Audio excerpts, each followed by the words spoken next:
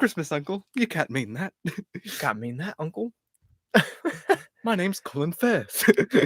I don't know. Is the audio coming through? We'll have to see. We'll have to see.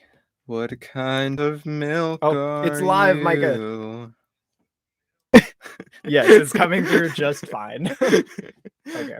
What kind of life do you? All right, we're gonna wait. We're gonna wait till we get to 100 viewers, and then we're gonna kick it off. 100. Yeah, that's not gonna happen. No.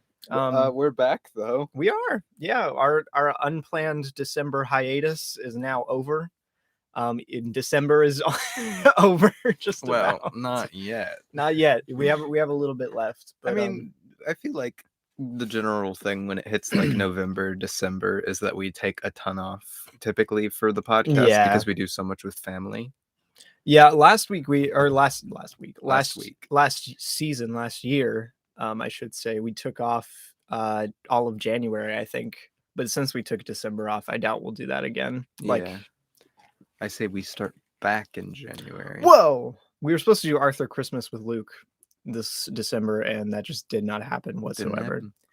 And it's not for lack of wanting to, but you know, I got really excited, Micah. I saw the viewers jump up to 2, jumping up. And then I remembered that it was us. We were the viewers. But yeah, if you guys, I got a tweet. If you got to, oh right. Did it? Are you tweeting on behalf of the podcast? No, I'm tweeting on behalf of myself. Oh my gosh, you're shooting for your own hand, Micah. It's just like Brave, my favorite movie.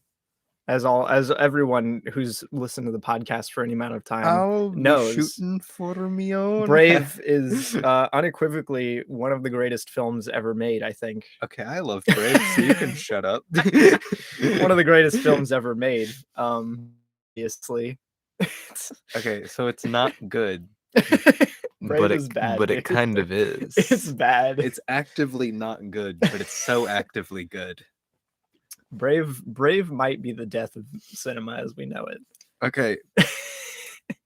But like Meredith. I thought her name was Merida. Yeah, it is. Who's Meredith? I don't know. Anyway, Merida. Yes. Pardon me. She's the best Disney princess. Is she? You can back me up on this one. What about Moana, Micah? I don't like Moana. I don't like Moana. Moana. Make way. Besides, her character is well written, but I do not actively like the character of Moana. You need to actively get some taste in Disney princesses, Micah.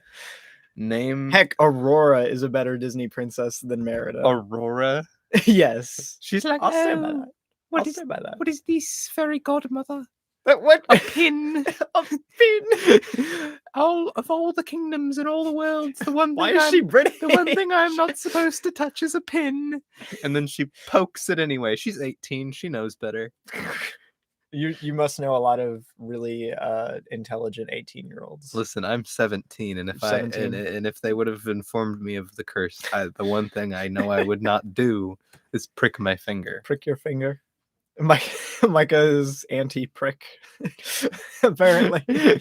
Confirmed. If I was in Aurora's shoes, it would have never been a problem. This simply would not happen to me, is what you're saying. Now, Merida. Yeah. What does she do? Can Aurora do what Merida does? What does she do? She turns her mom into a bear. That's it.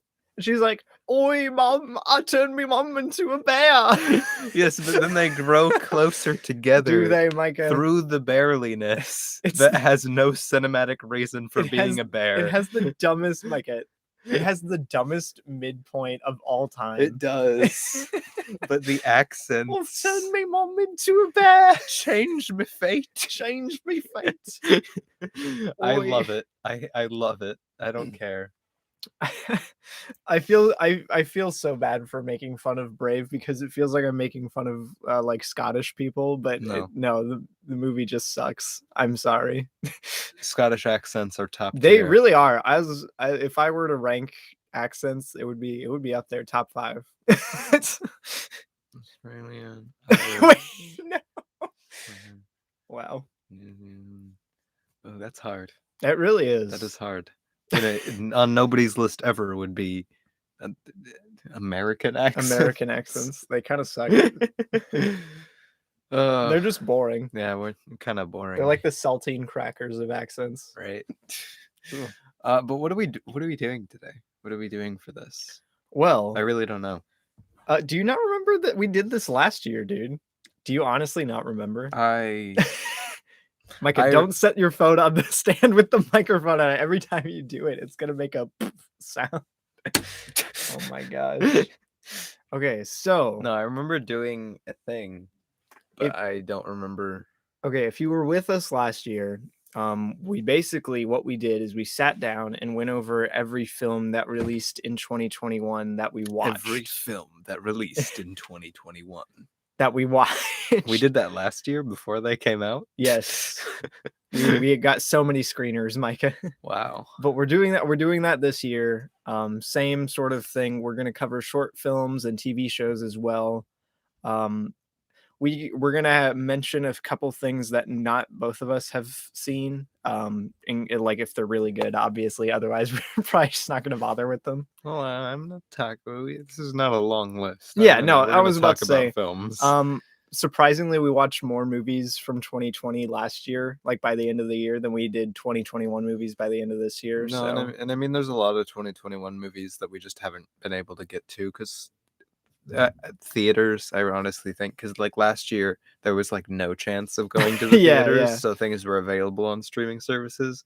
This year they're like, yes, come back to the theater. Which honestly, good on them. I don't want to stream everything. I went and watched a couple movies in the theaters this year. Yeah, several actually. I would love to go see. Like ideally, right now, I would also have seen Licorice Pizza and West Side Story. Yeah, West Side Story. Those were the big two ones that I really want to see that I haven't yet. Tick Tick Boom. Oh yeah, Tick Tick Boom. We haven't watched yet. Spencer, I really want. Oh my gosh, I forgot about Spencer. Yeah, there are several films that I want to watch that we just didn't make it. Yeah, we just haven't gotten around to them. But we will be covering everything we watched this year from this year. And that's basically the entire premise of this live episode. Yes. This is episode 33 of season 3. 333. And I mean, I guess we'll go ahead and get started. Yeah. If you have any questions or comments, feel free to drop them in the live chat. Put them in that Put them in the chat. Put them in the chat. I dare you. I double dog dare you. I triple dog dare you. Gosh dang it. That's... Okay. Well, right. now you have to put them in the chat, I guess. Yeah, it's true. Okay, so kicking us off. Are we going by release date? Yeah, I figured we'd go by release and not by date watched, just to make things a little easier. Okay. So kicking us off, I'll do this. The first thing we watched. This was actually in 2021. I think it was. What was it? January 1st. It was. Yeah, it was either the first or the second. The Ratatouille, the TikTok musical. I did a whole video essay on this, man. Yeah. I designed the thumbnail. So, Ratatouille, the TikTok musical. For those of you who do not know, for those of you living under a social rock. An internet rock a year ago, essentially.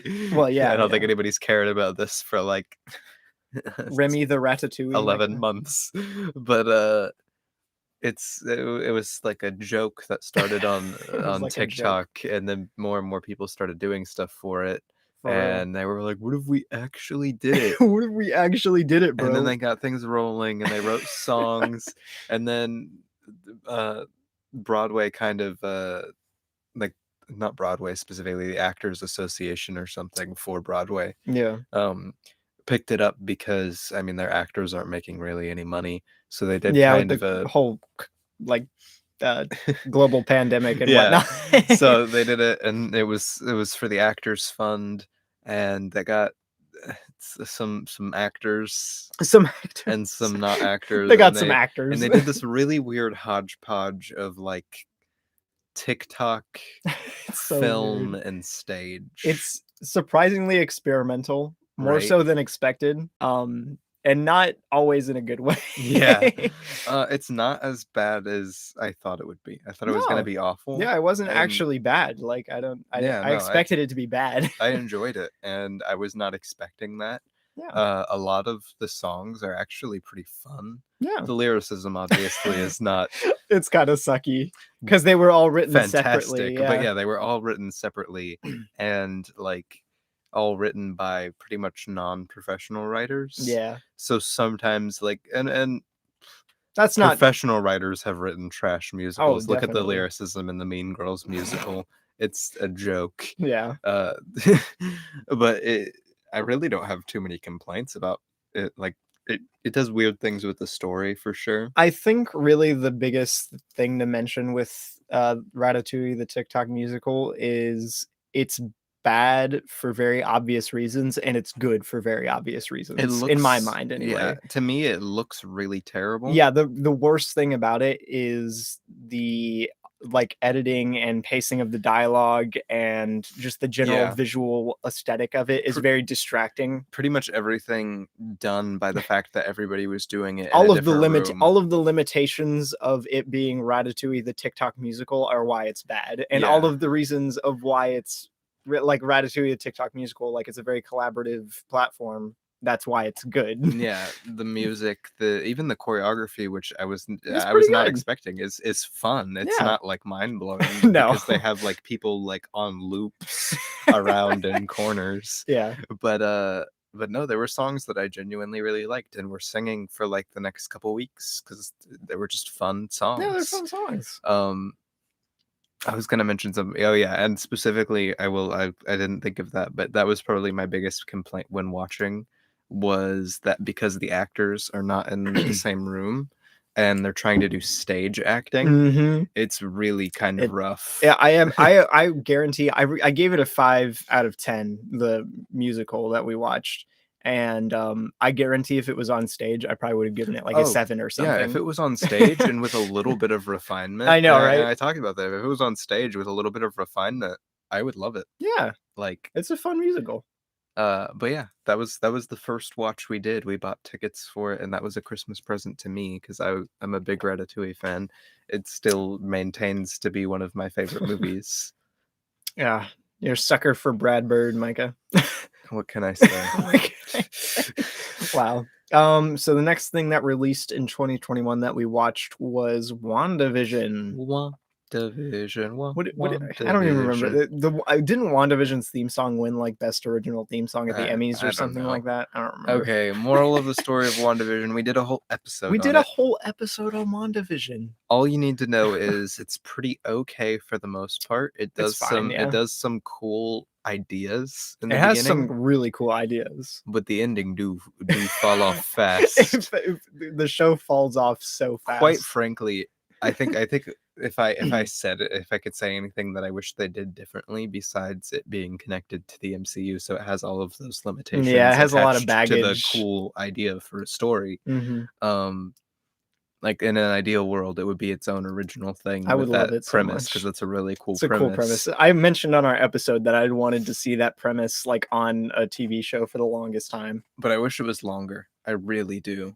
I wish I had more time. Yeah, it cuts so fast from being like, oh, kind of mystery to being it has to explain itself so quickly. Typical Marvel stuff. Yeah. But we did all of that rather in depth. Yeah.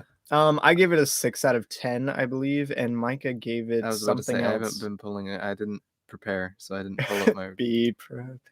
I didn't rate Ratatouille. Here, so. I can look at your rating actually. You didn't rate it according to this. Oh, right, because it's a TV show. Yeah, you have no rating next to it. I don't rate things unless they're explicitly movies. Micah, what's your secret rating for WandaVision? My secret rating that I keep deep inside would probably be I gave it a 6. 2.5. So 5 out of 10? Probably. That makes sense. Yeah. Okay, so next thing that released in 2021 that we watched was Coda. Which actually we didn't watch until later in the year, but it released pretty early on. We're going in release order if you're just tuning in. Yeah, Coda 2021. One of the few female directed movies I've seen this year, and it's very good. Yeah, I really liked it. I think my biggest problem with it, because I think overall it's mostly good, is that it kind of gets dragged down by its own premise a little bit in writing. Like they were too attached to their premise. Oh, it's in the writing room. Micah, really everyone's comment about Coda that I follow is like it's so exactly what you'd expect from the movie, but it does it really, really well. So it's not like a bad thing. But yeah, it's a fun movie. It's a very heartwarming movie, and that's by design. I think the actors all did a really good Oh, job. I love the cast in Coda. They're so good. It wasn't visually the most interesting film, but it didn't look bad. No, it never really looked egregious. I think I gave it a 4, and that's probably a little generous, but you gave it a 4. It was really heartwarming because there isn't anything specifically that super stands out about it, both good or bad, in my opinion. Yeah, no, I could see that. I would say the performances stand out as especially good. The performances are good. I gave it a 7 out of 10. I thought it was quite good. Definitely one you should check out if you haven't seen it yet this year. Would suggest. Would recommend. Would recommend. Next thing we watched from 2021 was Lulu Wong's Nyan, the short film. Yeah. Good stuff. It was a really fun short film. I really like Lulu Wong's work. I mean, who doesn't? Again, I did a video essay on her feature film, The Farewell, which I think is a fantastic movie. So I was excited to see something else from her because you can't really find any of her other projects anywhere. Yeah. And it was an iPhone thing, so it was an iPhone thing. Yeah, it's an iPhone movie. It's an iPhone short film made to sell iPhones. But as iPhone short films go, and I've seen several of them. Yeah, as they go. This is a good one, definitely. This is just so fun. Like it's the one out of any of them to feel like they were shot on an iPhone. This one feels really good universe-wise. Like you at least I did anyway. I very much felt engrossed in the world. One of the most immersive iPhone short films I have seen. Because even take something like High Flying Bird, which is shot like a full movie shot on iPhone. That's a whole movie, Micah. What are you talking about? It isn't immersive with its camera. That's not its big draw. No. It looks good, but it does look very good. It's not like, and you don't really get that vibe from anything iPhone, but I remember specifically this being like, I was like, it's good. I haven't rewatched it since we first saw it, but I gave it a 7 out of 10 back then, and I like it. I would definitely recommend it. I didn't rate it. You did not rate it. I did like it. Whoa. Crazy. Oh boy. Next thing that released in 2021 was Tom and Jerry. Tomlin and Gerald. Tomlin and Gerard. Tomlin and Gerard. We did an episode on this as well. We were on top of it in terms of 2021 episodes for like popular releases. It's bad for exactly the reasons you'd expect it to be bad. But it's so bad. This is quite bad. I think I put this as my second least favorite film from the year. Wow. I really did not like anything about it, especially like the music, the plot, the characters, the animation style of the characters. I think the animation looks cool. I like it a lot, actually. The main girl, Chloe Grace Moretz, I believe is how you pronounce her name. I like her in this. No. But that might just be because I was simping for her the entire movie. That's the only reason. Is that the reason? That's the reason. Don't lie to yourself. Is that the reason? She's good in it though. I liked her in it. What do you want from me? Also, she was in Diary of a Wimpy Kid. And Hugo. And Hugo. Which is another one of the reasons I don't want to rewatch Martin Scorsese's Hugo. You need to come around on Hugo, Micah. It's good. I don't love it, but it's good. It's boring. It is pretty boring. It's more boring than the book. All right. I don't know if you guys can hear it, but there are fireworks going on. Yeah, probably. Occasionally. Because it's almost New Year's. So you gave it a 3 out of 10, and I gave it a 4 out of 10. A 1.5, if you will. Yes, we would. Next we watched Barb and Star go to Vista Del Mar. They go to Vista Del Mar. If you can even believe it, in the movie they go to Vista Del Mar. Barb and Star. Both Barb and go Star. to Vista Del Mar. I don't know how they do it. Oh. I wish we did an episode. I was about to say I don't think we did an episode on this, but. This is a really fun movie. It was one of my favorite studio comedies in recent memory. Like, as much as I'm not the biggest overall fan of it, like, it's not something I'd be jumping at to rewatch. It definitely remains in my mind, just in total, like, for the last couple years, one of just the best production design and Yeah, it like looks surprisingly great. fully committing to like what it is Committing to the movie bit, yeah. I've seen in a long time. I honestly, I didn't know what to expect going into it. I'd never seen a Josh Greenbaum movie before. I mean, he hasn't done too much. But like Barb and Star Go to Vista Del Mar, great movie, I would say. It's got some really fun musical numbers in it. The musical, I didn't know it was a musical, but the musical I had no numbers clue it was going to be a musical, and then they did Welcome to Palm Vista Hotel. It's and one I of was the like, highlights. Oh my gosh! Oh, and I should add that to my musicals playlist. Yeah. I didn't think of that. Yeah, the Palm Vista Hotel music number is so good. Recommended. But no, like the leads do a good job. The leads are I great. think my biggest problem with it Yeah. is specifically I really find the plot kind of annoying. It is. And yeah. they know it's annoying. Yeah, but they don't do enough with it to distract from the fact that you have to watch this movie and get through the stupid plot stuff. Yeah, honestly, its actual storyline is its weakest aspect. Yeah. But everything else I love. The jokes and the bits. The Morgan Freeman crab bit is like an all-time one of my favorites in any comedy ever. I love it so much. The parallel like date thing. The parallel date thing. Oh my gosh. Yeah, stuff like that. See, Barb and Star Go to Vista Del Mar, one of the best of the year. The scene where they all get high. Yeah. I gave it an 8 out of 10. I loved it. I gave it a 7 out of 10. You did indeed. You need to bump it up. 3.5. I haven't watched it since that Kristen first time. Wiig will come after you if you don't bump it. I'm okay with that. Wow. Okay.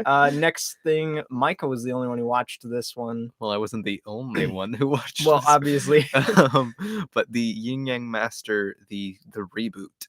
So there's a couple of these, and I watched I think two of the earlier Yin Yang Master movies. And this is the 2021 one, obviously. Really? It's kind of a reboot because I don't think any of the actors were carried over. Is it like a hard reboot or just like? I think it's a hard reboot. Okay. But it's the worst of them. None of them are good, in my opinion, but this is the worst of them.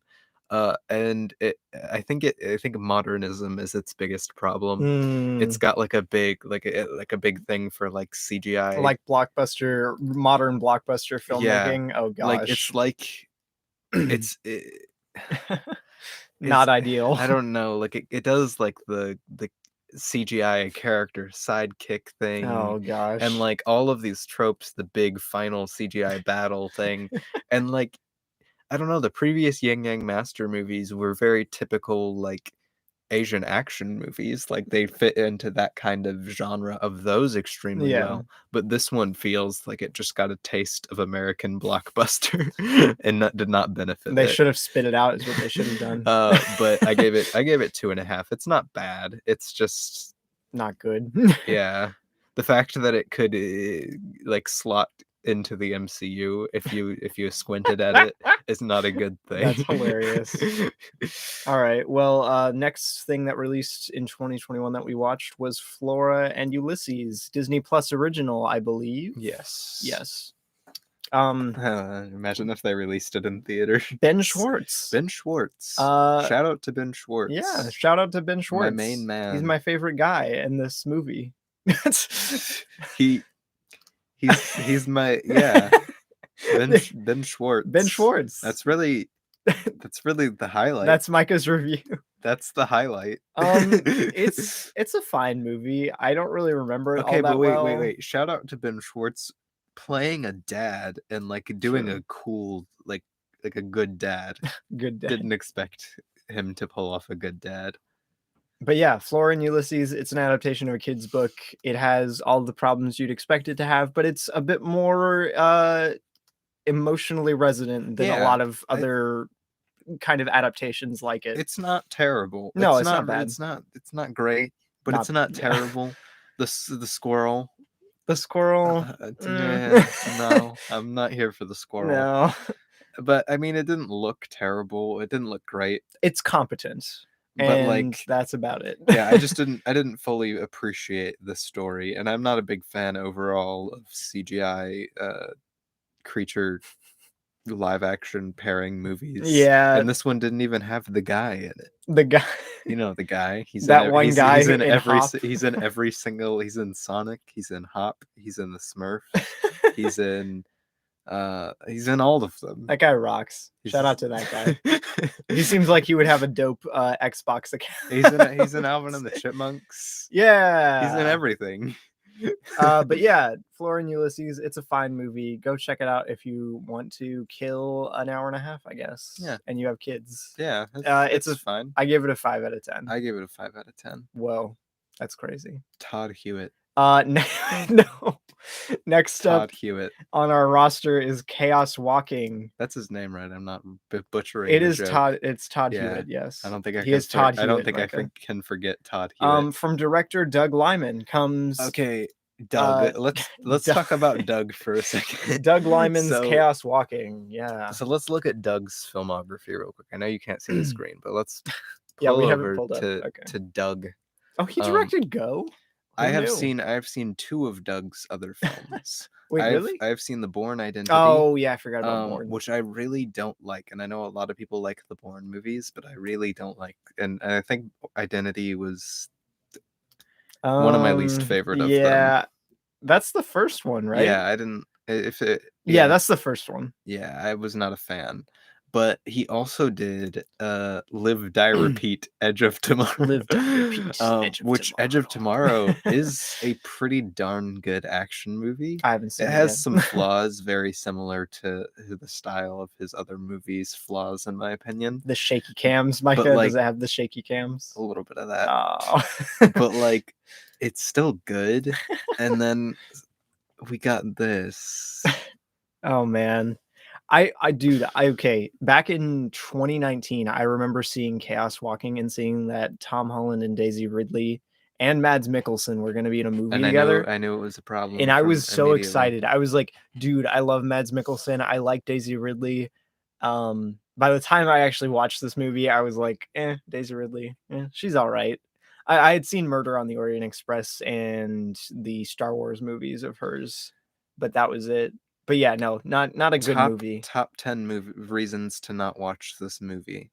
Reason number 1: Tom Holland nudity. Oh yeah, worst thing you could see. That's not true. Number 2: it's really annoying. It's a very obnoxious movie. Yes. Number 3: it looks kind of ugly most of the time. It looks so ugly most of the time. I feel so bad for the people involved in this movie. Number 4: the writing just isn't good. And that's the top 10 reasons to not watch it. Mads Mikkelsen is the only reason I would ever even think about Chaos Walking again. And he didn't. He had a cool poncho. He had a cool performance. And like the stuff his character did was so cool. Like his powers that he had were cool, but like he's so sad in the movie because he's in so little of it and everything else around him is awful. Yeah, no, Chaos Walking has a lot of problems. I would want to dedicate a whole episode to it if we were going to talk about it. I gave it a 4 out of 10 or 2 stars. I give it a 3 out of 10. I give it a 3 out of 10. It's a little generous. It's a boring movie. It is really boring. Next up is Raya and the Last Dragon, which we did an episode on. We were on top of it. What? We did an episode about it? I had almost forgotten about it. Just like the movie. Whoops. Okay, yeah, we did a whole episode on it, but the biggest thing I will say to this movie is I've forgotten everything about it. It's such a forgettable movie, dude. I've forgotten it. It's gone. It has it wears its influences on its sleeve and ends up just being super derivative instead of actually like fun and interesting. Yeah, everything interesting in this movie is just like reminding me of another and more interesting movie. Every time I think about Raya and the Last Dragon, I'm like, oh, I need to finish The Last Airbender. Oh, I either think of The Last Airbender, or I'm like, oh yeah, Pirates of the Caribbean, because it has very similar action set pieces to the Pirates of the Caribbean movies, and it's got a big ensemble. That being said, Raya's a fun character. I don't mind Aquafina in this. A lot of the scenes are actually pretty cool sometimes. It's got some fun action. Yeah, I think overall, but it's not good. It's not good. The sum of its parts is much lesser than its parts. Yeah, I gave it a 5 out of 10. You can go listen to our episode about it. I don't know what I'm talking about. Yeah, 5 out of 10. That's what I gave it. What did I give it? You gave it a 5 out of 10. 10. Wow. Then we did Moxie. We did a whole episode on Moxie too. What are we doing, Micah? This was poorly planned.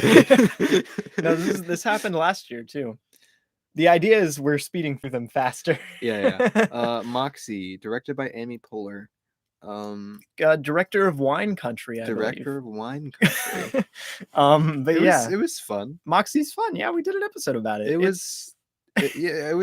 It has very obvious problems. Yeah, it's got very obvious problems, but as like very that style teen movies go, which there are a lot of them. Yeah, it is ultimately, in my opinion, one of the better ones. Definitely one of the better ones. One of the well, it's still kind of forgettable. At least, like, it's less forgettable than these kind of movies usually are. Yeah, I was about to say, if you're gonna watch like teen Netflix movie, I guess is the best thing to attribute them to, but yeah, watch this one. It's good. Yeah, like, it's not great, but it's good. And it still has some weird, I think, to handling of its problems. I think To All the Boys I Loved Before is still my favorite of like this modern era of teen movies, but Yeah. this one's a close second. I like it. Yeah, no, I think it's pretty decently well made, but yeah, I will say that I still don't like the way it handles a lot of its big issues towards the end. And I mean, we did a whole episode about it. I gave it a 6 out of 10. I gave it a 7 out of 10. Whoa. Best of the year. No. Next up is Micah's Treat. short film that he directed, Lizzie's Treat. This was I wanted to do a short film on Lizzie for a while. Yeah, it's always been a cinematic inspiration. No, I really did always want to do a short film on her. To immortalize her on the silver screen. We had been watching a lot of noirs. That is true. And I was like, what if I did a Lizzie noir? Lizzie noir. And it's like a minute and a half long. It's nothing. Yeah, no. But I had fun making it. It's funny. I actually make a cameo in this movie, if you can even believe it. I'm an actor now. I really don't have anything to say towards it. It's not good. It's fine. But it wasn't trying to be good. I gave it a 6 out of 10. Yeah, it's not even. Micah didn't rate it. Micah, what would you rate your own short film? I would not rate. There's no situation. There's no content to rate. There's no content to rate. It's nothing. Next up is The Falcon and the Winter Soldier, which I did not watch in any capacity. Do you mind spoilers? I don't mind spoilers, Micah. What did you think? What did you think of The Falcon and the Winter Soldier? The Falcon and the Winter Soldier is ultimately one of the most, on paper, cinematically literate of the Marvel TV shows, but it also is one of the most boring and forgettable. Well, there you go. It has didn't really spoil anything. It doesn't have much action in it, which I mean isn't the reason it's boring. But the action is kind of boring in itself. The mystery isn't really a mystery, and it's not that much fun. The only interesting thing there's a mystery. The only interesting thing, well, like the big, we've got to take down this weird secret corporation that uses iPhones and masks. It was really lame. Okay. The only interesting thing that does happen is Walker in it, which Twitter was freaking out about when it happened. You know Twitter personally, but even that it's so little in the show. And the show isn't focused around it, that like it's just fine. You kind of forget about the whole, like, it has a weird strong lean towards therapy in the beginning of the show, but it doesn't really do much with that, and it gets it kind of mixed with its message on racism, and then by the end the entire thing is more about racism than therapy. And it's really weird. Okay. Yeah, no, I think that just cements the fact that I'm probably not going to watch Falcon and the Winter Soldier anytime. Yeah, I gave it a like. It's not awful, but it's not that good. Next up is Godzilla versus Kong. Yeah. Yeah. It's Godzilla versus Kong. That's the review. It is very Godzilla versus Kong. Of all the Godzilla versus Kong movies I've seen, Godzilla versus Kong is the most Godzilla versus Kong. I haven't seen the old Godzilla versus Kong, to be fair. Yeah, no, I gave it a 4 out of 10. I think it's I give it a 5, right? I think it's 5 out of 5. Yeah, probably. No. No, you gave it a 4. Okay, I give it a 4. Yeah, that's fair. 4 out of 10. Yeah. I think it's the series at its weirdest, which is both to its benefit Yes. and to its I mean, not really even to its downfall. All of its old problems are still its problems. I think if I was to sit down and watch one of the Monarch Godzilla movies, I would either be this one or Kong Skull Island. I genuinely think Kong Skull Island is a good movie, and it's the only one of the Monarch movies I would say. I like it. I like it better than the other Godzilla movies. So yay! I don't know. Yeah, that's the like Earth's core when they go inside the thingamabob. That was fun. Yeah. They didn't do much with it, but it was fun. It's a weird movie. I remember like 3 scenes from it. Right. None of the human characters are in my memory. I'll ever think about it again, honestly. I doubt I will too.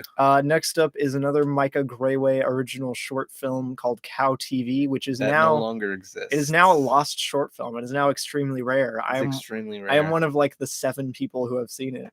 Very exclusive club who have seen Cow TV. It's like owning an NFT. It sucks, but you're the only one. It's terrible. You're the only one. It's the worst life decision you've ever made, but it's yours. But it's yours, exactly. Yeah, I gave it a 4 out of 10. I thought it was this one fine. It's fun enough, I guess. I was experimenting and trying to make something relaxing for me to watch. Did you succeed, Micah? I did enjoy it rather. Okay. But it's not good, and I'm not sad about the fact that it's no longer available. No, Cow TV don't recommend, but why not?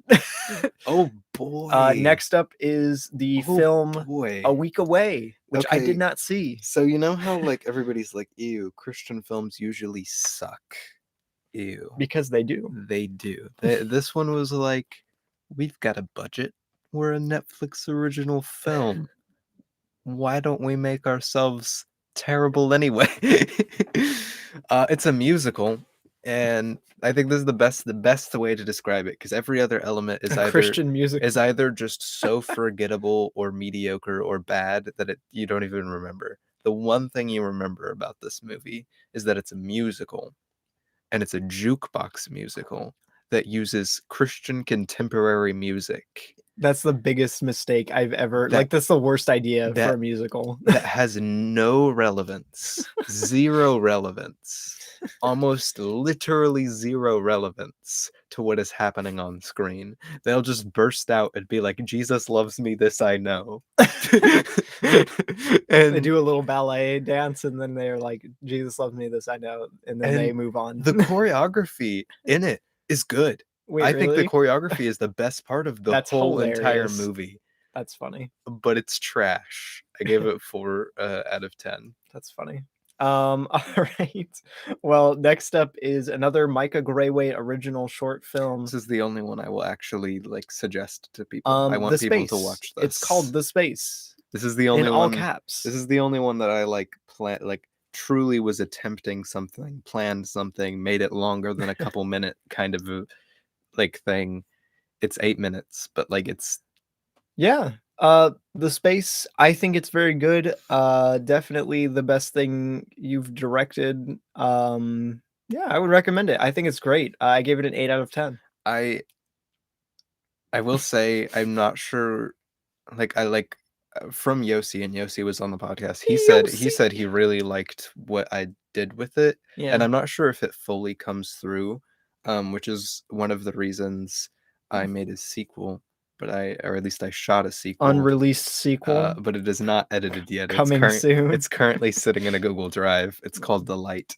But yeah, hopefully I'll get that out. You got to complete the trilogy, Micah. What else am I gonna have? The space, the light, the darkness, the dog. But yeah, I don't know. Go watch it. I actually like it.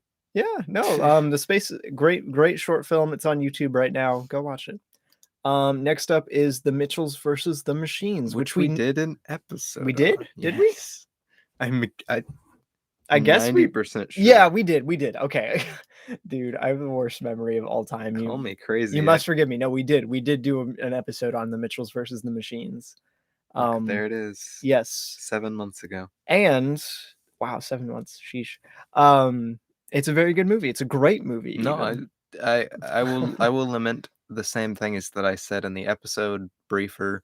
I think it's a super creative animated movie. What? It does so much. That's crazy. So much right that so many It other does. animated movies do wrong nowadays. Like, it is very much against the quote unquote grain of what your typical, especially Netflix or like even Sony movie that would come out. Of course, Sony has been Spider-Verse. What kind of crap movie is that? So But generic. I really don't connect to the emotion of this movie. I really don't like the emotional scenes because at you're the not end, a filmmaker, Micah. and I don't like No, and I don't like the mom character at all.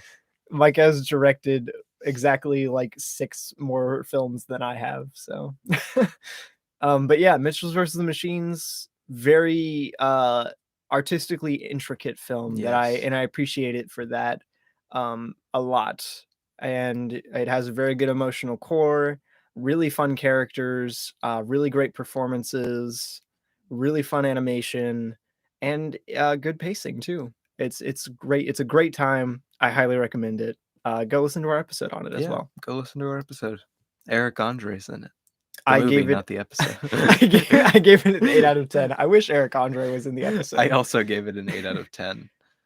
Next up is 22 versus Earth, which is a short film continuing the plot of Pixar's film Soul.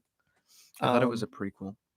It is a prequel. Or yeah, it is a prequel. Okay, so you know everything I disliked about Soul? It's all here. It's all here. The gang's all here. Condensed into a 9-minute short. They put everything I didn't like about Soul. How'd they do it? Into a 9-minute short. Yeah, and pushed it out. it has basically everything that doesn't work in Soul for me is here, and I don't think it's a bad film. I just think it's mostly forgettable and kind of dull is really its biggest problem. I wish we did our podcast with a camera on more often, because then I can, whenever you say a terrible opinion, I can just be like, you don't think it's dull, Micah? No, well, I wasn't saying to that. You said it's not a terrible film. I don't think it's terrible. I gave it a 5 out of 10. I did not rate it, but I also did not give it a like. Wow. You were like, forget 22 versus Earth. I'm not going to give it a like. Got him. Wow. Okay, next thing that released this year that we watched was Oxygen. Yes. Which we need to survive. French film, if I'm not mistaken. Yes. The alternate title is Oxygen. So I'm assuming it's French. Well, I mean, it's in French. Yes. So. But yes, Oxygen. One of the most fun thrillers to come out in a while. Yeah, I equate it to the Run of this year, like solid thriller. Yeah. I don't think it's quite as good as Run is, but it is a lot of fun, and I like it. Double feature, Robbie. That would be a fun double feature, wouldn't it? No, it would be. I think my biggest problem with it is probably its pacing overall. Yeah, no, it's the way its story beats are paced out is kind of odd, honestly. But overall, the mystery is pretty cool. The mystery is cool, yeah. The actual physical space she's stuck in is really fun. Yeah. It keeps it not like visually boring throughout the entire like, what is it, 90-minute runtime or something? It's a 100-minute movie, but she has 90 minutes to live. Yeah. So it plays out in almost like real time. It's very close. Yeah. But no, I very much enjoyed Oxygen. I very much enjoyed it as well. A lot of fun, great cinematography, great performance by who is Melanie Laurent, I suppose. Yeah, she's very good in this, and I definitely recommend it. I believe it's a Netflix original, if my memory serves. So go watch it. Maybe. I don't know. Netflix original, Oxygen, go watch it. Next up, this one is a Netflix original. Is The Woman in the Wind. You know how Amy Adams is one of my favorite actresses. I did know that. I did know how that. And you know, that was weird. She hasn't gotten an Oscar for any of her like really fantastic performances in a lot of movies. She's so good in most of the stuff. I think what happens is she makes so many of these movies that the bad vibes from these movies wash over the minds of the Academy, and they never give her an Oscar for her outstanding performances. I directly blame Woman in the Window. I stated in my review that I think that it does some visually interesting things, has some cool visual ideas, and a very interesting story premise, and that is all it has. It has nothing else. It's so not interesting. It's so boring. And it doesn't use its premise to any interesting way at all. It does not. So like going into it, you think, oh, it's like Rear Window, but slightly different. Whoa. She has a little bit more agency. Yeah. That's cool. Yeah. But it's not like that at all. It's very boring. It's like the most boring way I could think. Instead of being mystery solving, it's more just aggressive gaslighting. Yeah. And her actual fear, like her phobia thingamabob that she has, I forget what it's called. Agoraphobia, yes. Agoraphobic plays almost zero into they don't do anything with it. They don't do anything with it. They do like nothing with it. Yeah, no, it's bad and weird and poorly paced, and the mysteries don't work at all. And the dialogue is straight a joke. The dialogue is absolutely a joke. Isn't Nicole Kidman or somebody in it? Gary Oldman's in it. Julianne Moore. Oh, it's Julianne Moore. They look similar. Yeah. So the conversation where Julianne Moore and Amy Adams are sitting in the kitchen for like the first time is some of the worst dialogue I've heard in a movie. Some of the worst of the year. I gave it 2.5 because I like Amy Adams and it's a fun concept, but I gave it a 4 out of 10. It's not a good movie. Next up, speaking of not good movies, what? Next up is Cruella. The modernization. We did an episode on Cruella. No, we did not. I wanted to, but we did not see it enough times to actually make an episode on it. It does feel like we would do an episode on it, though, right? Yeah, it just seems primed for an episode. I don't know why we didn't. Weird. Yeah. Craig Giuseppe, I believe is his name. Giuseppe. Is that how you pronounce that? I don't know. He did I, Tonya. Director of I, Tonya and Lars and the Real Girl. He directed Cruella, and Emma Stone is great in it. I like her. The performances are good. Yeah, and the direction is fun. I wish they utilized their setting a bit more than they do. I think everything that isn't good about it just comes down to just the poor use of the story in general, like the story concept. Yeah, it's a fun movie. I like it. Like literally just do like something more Devil Wears Prada-esque with these characters. And it would have been like really fun. Like the characters and the performances are really fun. Both Emmas in this, the leading ladies of the movie are both very fun, and I like them in this. But like the actual plot, it's not that good. I love Joel Fry too. I wish he was in more stuff. The plot, man, though, it's so weird. The plot is so weird. And the ending, oh my gosh, it's funny. I will say I don't think Cruella is great by any stretch of the imagination, but it is fun. Yeah. And it's better than I thought it would be. Yeah, it's definitely better than I gave it a 6 out of 10. We could do an episode on it sometime. It's a good pick for something like that. It has a lot of problems, but it is still a really fun movie. What did I rate it? You gave it a 6 out of 10. Wow. Same as me. Crazy. Next up is In the Heights. In Washington. Mr. John Chu. M. Chu. Yes. I feel like I'm sneezing or something. John M. Chu. Instead of Achu, Micah, it's Mchu. Like it's a delicious. I don't think that's how you pronounce it, Robbie. No, it's probably not. I'm so sorry. But anyway, director of Crazy Rich Asians. It's a good movie. In the Heights is. I think we did an episode on it. No, we didn't. What? Wait, yes, we did. Yes.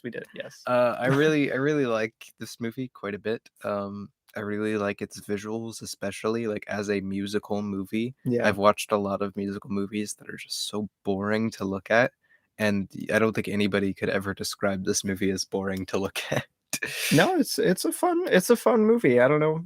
Yeah. I think we talked about it in the episode, and like its biggest problem, just pretty much objectively, I think almost everybody possible agrees with this. Its biggest problem is that they kind of, in structuring it into a movie, kind of butcher up the story.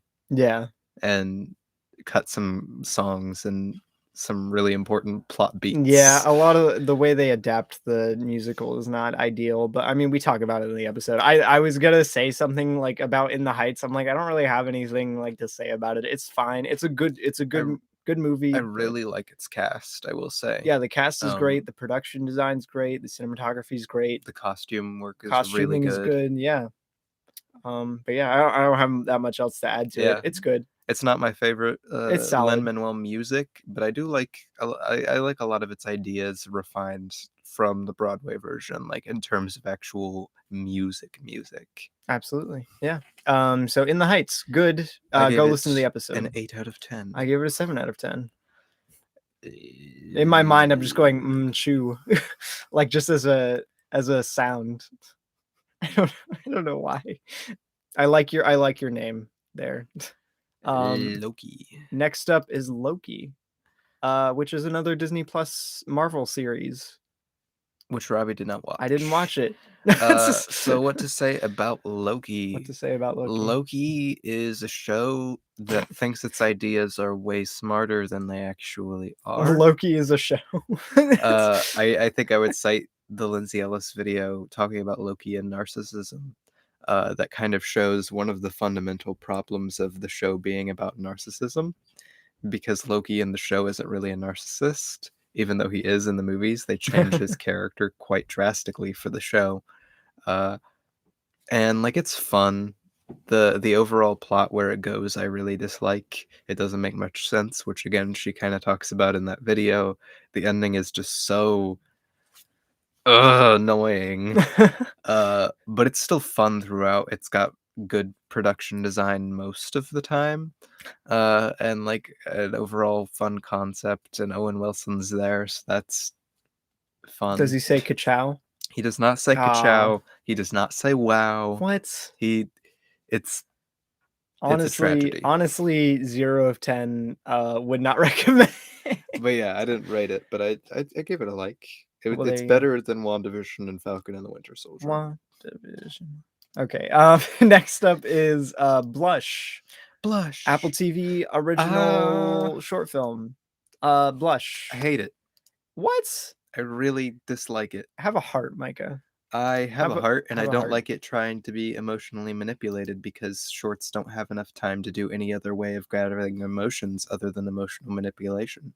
Well, that is slightly true, but I like where the film is coming from. I really like the animation. I like its visual ideas. The animation's cool. I like the character designs. Character designs are cool. I like the general production aesthetic, the art direction of it. Art direction's cool. The lighting looks great. And it's got it's a fun short. I like it a lot. I dislike it for the reason of just like the way these kind of shorts make me feel. You're making it an example, Micah. No. And in terms of short, like the quality of the film is good. Like you said, the art direction, the animation, the lighting, all of that is really good. And I really like a lot of the concepts, like the tiny planet and stuff like that.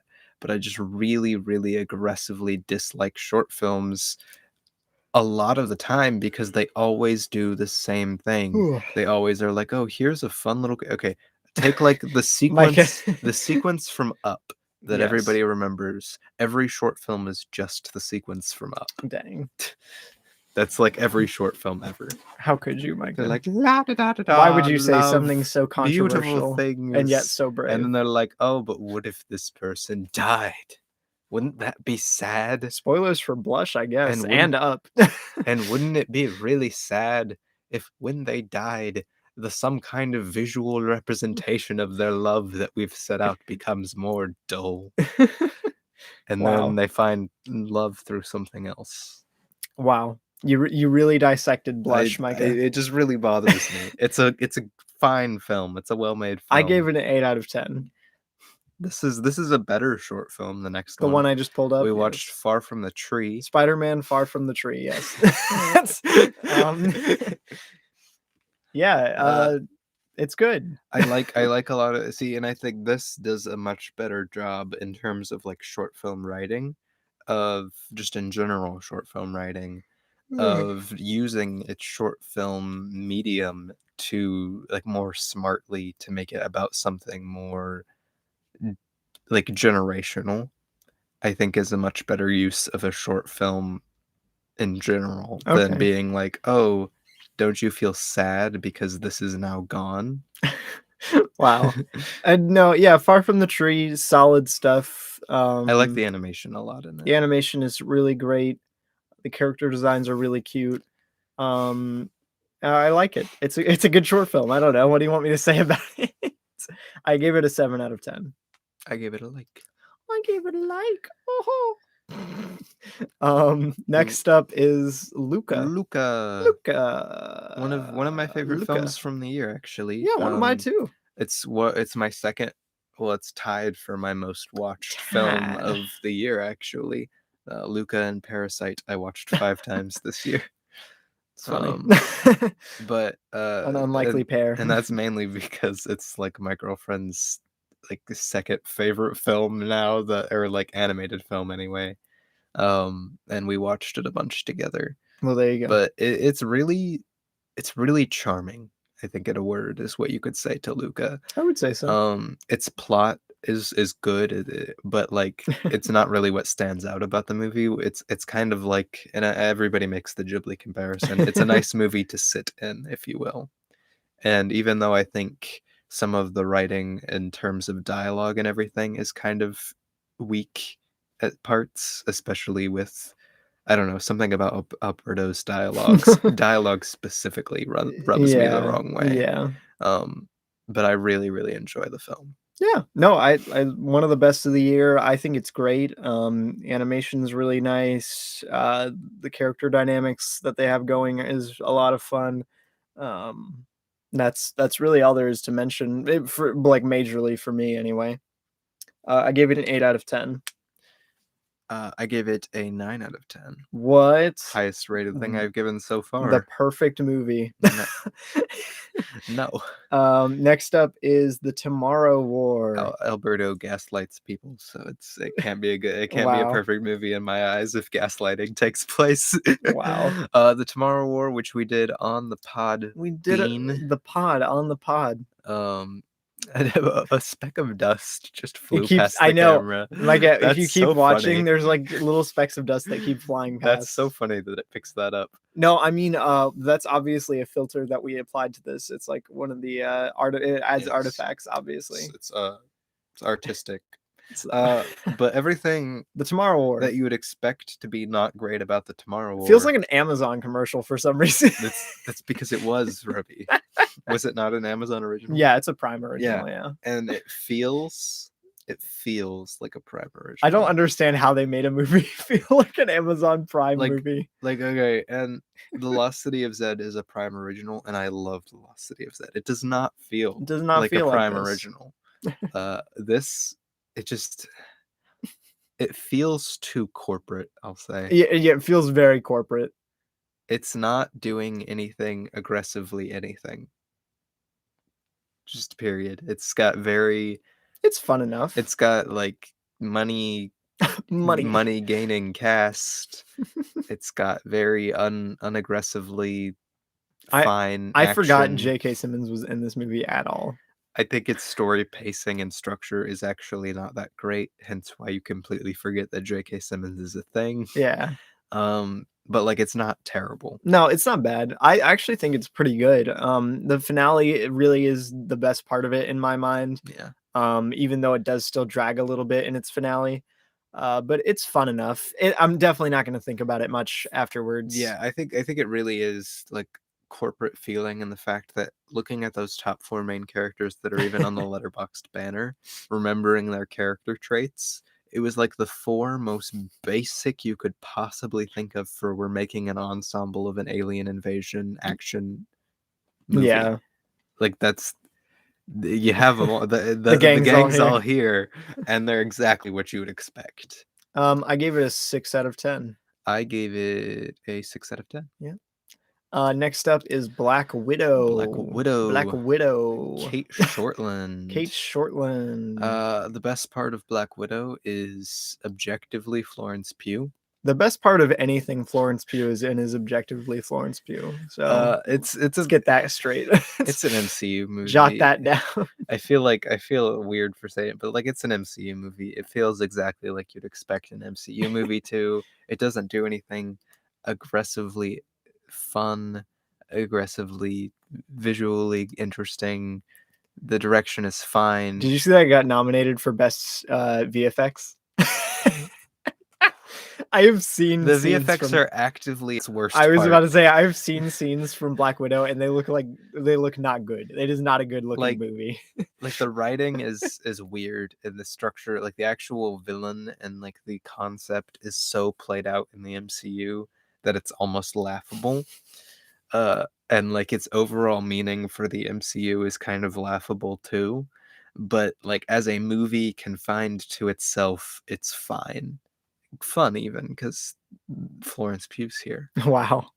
Yeah, well, I'm looking forward to seeing it. I guess I want to see more Florence Pugh movies. She's a really great actress. I gave it a 3.5, and literally I'm pretty sure I said in my review or something like extra half star just because Florence Pugh is here, because it really isn't like a 3.5 movie. Next up, one of my favorites of the year, Micah's too, I believe. Yeah. Is M. Night Shyamalan's Old. M. Night Shyamalan's Old. Old. He is old, isn't he? He's not that old. He's not that old. Yeah, no, he was born in 1970. He's not that old. But yeah, Old. It's a good movie. Very good movie. A great movie, I would say. I really want to buy it. This feels like one that you should own on like a 4K or something. So I did not know what to think. We did a podcast episode on it, so you've already heard us talk about it. We did talk about Old. I just want to admit how much of this stood out in my mind. I did not know what to expect coming into it, watching it in theaters, which is sick. I love seeing movies in theaters. And this is just such a cool movie to watch, not really expecting what to go in with it in theaters for the first time. I think I accidentally gave my girlfriend a panic attack by taking her to it. Probably. But that does go to show you that it does do a good job at what it's trying to do. And it's one of the, I just think it's hands down the best looking M. Night Shyamalan movie. Oh, easily his best looking movie. And Glass looks great. Yeah, no, Glass looks really good. Actually, most of his movies look great. I love the cast. Yeah. Oh my gosh, I love Thomas and Mackenzie. I really love the premise. It's such a fun movie. We talked about its major problems, which aren't really major in the episode, which are mainly just kind of how the story plays out. It's so weird. The more I think about Old, the more I like it. Like it's one of those kind of movies for me. Which is sad because most people I know either like watched it, didn't like it, and forgot about it, or watched it and forgot about it. But I've watched it and like just it keeps growing in my mind. Like I actually just unrelated to the podcast or anything, just thought about Old the other day. I was like, I love that one scene in Old. Yeah, like it genuinely is doing really fun and interesting things, especially for a slotted PG-13 horror movie. I know, right? Weird that it's PG-13. Yeah. I think, Old. Though, shout out to the fact that they have like nudity in the movie, and this is hilarious because when they pull the naked dead body out and they're doing various things out of the ocean, the camera's like it's like doing visual kung fu, trying not to show anything. It's like cutting so many times as they would hit, so it's hilarious actually. Yeah, no, I love Old. One of the best of the year, one of my favorites of the decade, honestly, so far. Yeah, which 2 years in. That's not saying much, but yeah, I gave it an 8 out of 10. I'm actually thinking about bumping it up to a 9. I really want to watch it again. Yeah, I really want to see it again. I almost bought it. I still could buy it for like with Christmas money, but I gave it an 8 out of 10 as well. Yeah, I was about to say, if you're going off of what we said in our podcast episode, if anything, I like it more than if anything, my love for it's just grown since we did the episode. Next up, Jungle Cruise. The Jungle Cruise. It's the Jungle Cruise. They're going to the jungle and they're taking a cruise. Don't really have much to say about the good old Jungle Cruise. Shout out to Orphan, The Commuter, Unknown, and Nonstop, all for having the same lead actor. Oh my gosh. But yeah, Jungle Cruise, it's one of the most generic blockbusters I've seen in a while. Which, again, if you look at some of the other movies I just mentioned from this director, it's really not that surprising. And I just watched The Tomorrow War, so I will say I love adventure movies. Who doesn't? No, but like for me, but yeah, specifically, you especially. Yes. Like the adventure movie aesthetic has always been one of my favorite things in the world. I've written a book about like an adventure movie setting. I tried to do a short film one time with an adventure movie setting, but I would need way more stuff than I have. But I just really love the adventure movie aesthetic and ideas and concepts, which this does have. They're cool, and I wanted to love this. Like I was watching this and I was like, oh, it has these elements, but it does all of them so boringly it's so boring and weird. Like the one specific thing I'll shout out and then we'll move on is the scene when they're in like the library storeroom thing and Emily Blunt takes the thing from the one rich Nazi guy. The rich Nazi guy. And like it's set up exactly like really the opening of like an Indiana Jones movie. Yeah. And I was like, okay, here comes the epic action set piece, which I mean if you're facing it off in a comparison against Indiana Jones, Indiana Jones has some of the greatest action set pieces of all time. Oh my gosh. They're so good. But like the camera actively does in this movie everything it shouldn't do. It actively harms how cool the choreography is in this movie. Like there's actually some fun, goofy stuff that happens, and the camera is just, and that happens throughout the entire movie. Bad cinematography, guys, is what it is. And bad editing too. Yeesh. But yeah, it's just not good. Not good, but not bad. Not terrible, yeah. Dwayne Johnson, Emily Blunt. Dwayne Johnson's weird for this. The story is I don't so really weird. like them. I just in remembered this, the story. Yeah, the story is whacked out. It's not great. I would actually probably lower it in retrospect, my rating for it. But why not be optimistic? That's all. Be optimistic. I say I give it a 5 out of 10. What did I give it? You gave it a 5 out of 10. Indeed.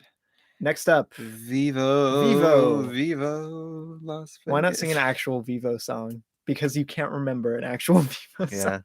I remember really hating the little girl's song. Oh my gosh. Okay, I like Vivo's soundtrack. Let me say that. I don't. Except for the March to the Beat of My Own Drum song. That song sucks. It's terrible. I'm so sorry, Lin-Manuel Miranda. I'm sorry, young girls and feminism, but this song is actively not good. I'm so sorry. I love feminism. But that song is not good. I love individuality. I love promoting that amongst kids. Yeah, especially like young girls. But yikes. But that song is grating. One of the worst songs I can remember. I think most of the songs in this are kind of grating. They're to good. Me. No, they're good. This is my least favorite project Lin-Manuel Miranda has worked on. Period. That's fair. That's fair. And my least favorite music from him of all time. But I don't know. That's I have nothing to say about this. The best part of the movie is the old guy. I don't remember his name. I love him. He's great. Shout out to him. But instead we have the Kinkajou Vivo, voiced by Lin-Manuel Miranda. Biggest mistake. Terrible decision. He's a jerk. Wow. He's annoying. He's got a cute little hat though. He actively works against the plot. He does have a cute little hat though, Micah. I don't care when he's a cute little ascot. I don't care if he's cute. If he's voiced by Lin-Manuel Miranda, that kills any qualities of cute. Wow. I did not really like Vivo. I thought Vivo was one of the better kids movies I've seen this year. I really like the music. I love the art direction it has. The cast was surprisingly good, considering Lin-Manuel Miranda is a part of it. He's not the greatest actor. The music is fun. Animation is vibrant and surprisingly good. Yeah. It's a fun movie, a little forgettable. It has some pacing problems, especially around its second act. Remember that time when they go into the jungle and then they spend the like 9 hours in the jungle doing nothing in the jungle, adding nothing in the jungle, building no characters in the jungle besides those 2 birds that go nowhere for the plot? But yeah, I give it a 6 out of 10, Micah. I believe you gave it a 5 out of 10. I should have given it lower. Yeah, you gave it a 5 out of 10. Okay, next up, Free Guy. Sean Levy, my man. This one I would want to do a whole episode. I love Sean Levy's Night at the Museum movies, probably more than I should. So I was actually really looking forward to this. His Pink Panther movie is really fun. Yeah, his Pink Panther movie, really fun, really funny. He makes fun, stupid movies. Yeah, fun, dumb movies, I think. And then I watched Free Guy, and it is just as boring as I thought it would be, as I dreaded it would be. I saw one specific thing that kind of describes how I feel towards the plot of the movie, where it said it like directly criticizes exactly what it promotes. That is true. It is exactly what it's saying you should not do. It's become the very thing it swore to destroy. And it kind of doesn't really feel like it moves beyond that, because it feels like, guy, you should be laughing at him like he's a joke character, but at the same time you should actually feel emotional connection to his accomplishments, but yet his accomplishments are goofy, and yet the romance is stupid and creepy, but yet you should be emotionally invested in the romance. But yet it's a weird movie. Taika Waititi is delivering some of the most awful, terrible, obnoxious things I've ever heard. I actively wish he wasn't in this movie. Yeah, he actively makes the movie worse. As for the just general thoughts on Free Guy as a movie, I think it's kind of a little more vanilla than I like for its premise. Yeah, but in a lot of its filmmaking and a lot of its direction. Yeah. It just ends up becoming kind of a forgettable, very generic action movie at the end of the day. Yeah, and see, I think to cut in a little bit, I think that's my biggest problem with it, because besides all the stuff that are actually like problems with it being so generic in like every way, I completely forget about everything that makes it a fun watch. Exactly, because it is a fun movie. It is a fun movie, but like after watching it, I'm like, ugh. I was about to say, I actively like Jodie Comer in this movie. Yeah, I love her performance. I love her performance too. Ryan Reynolds is more palatable than usual-ish. Yeah. Like, and it's not a bad movie. It's kind of good. It's kind of fun. Yeah, no, it's fun. But like at the same time, at the end of the day, that's really the biggest thing it has going for it, is it's fun. Yeah, it's fun, but like afterwards, it always keeps getting drowned out by the fact that it has some pretty big problems, and everything that is good is so vanilla good. Yeah. I gave it a 6 out of 10. I also gave it a 6 out of 10. All right. Speaking of vanilla but good, honestly, Shangchi and the Legend of the Ten Rings was the next thing this year that we watched. A very hyped MCU movie for us that we saw in theaters. I was so excited to see Shang-Chi because one of my favorite cinematographers ever, Bill Pope, shot this movie, and I was so looking forward to an actually like great looking Marvel movie. And his style is here, obviously. Like, it looks better than most Marvel movies do. It does do. No. But like, it still somehow is choking Bill Pope's creativity out. I'll put it like this: take like those shots from the Multiverse of Madness. It's Sam Raimi looking better than most MCU projects. Yeah, but it still looks.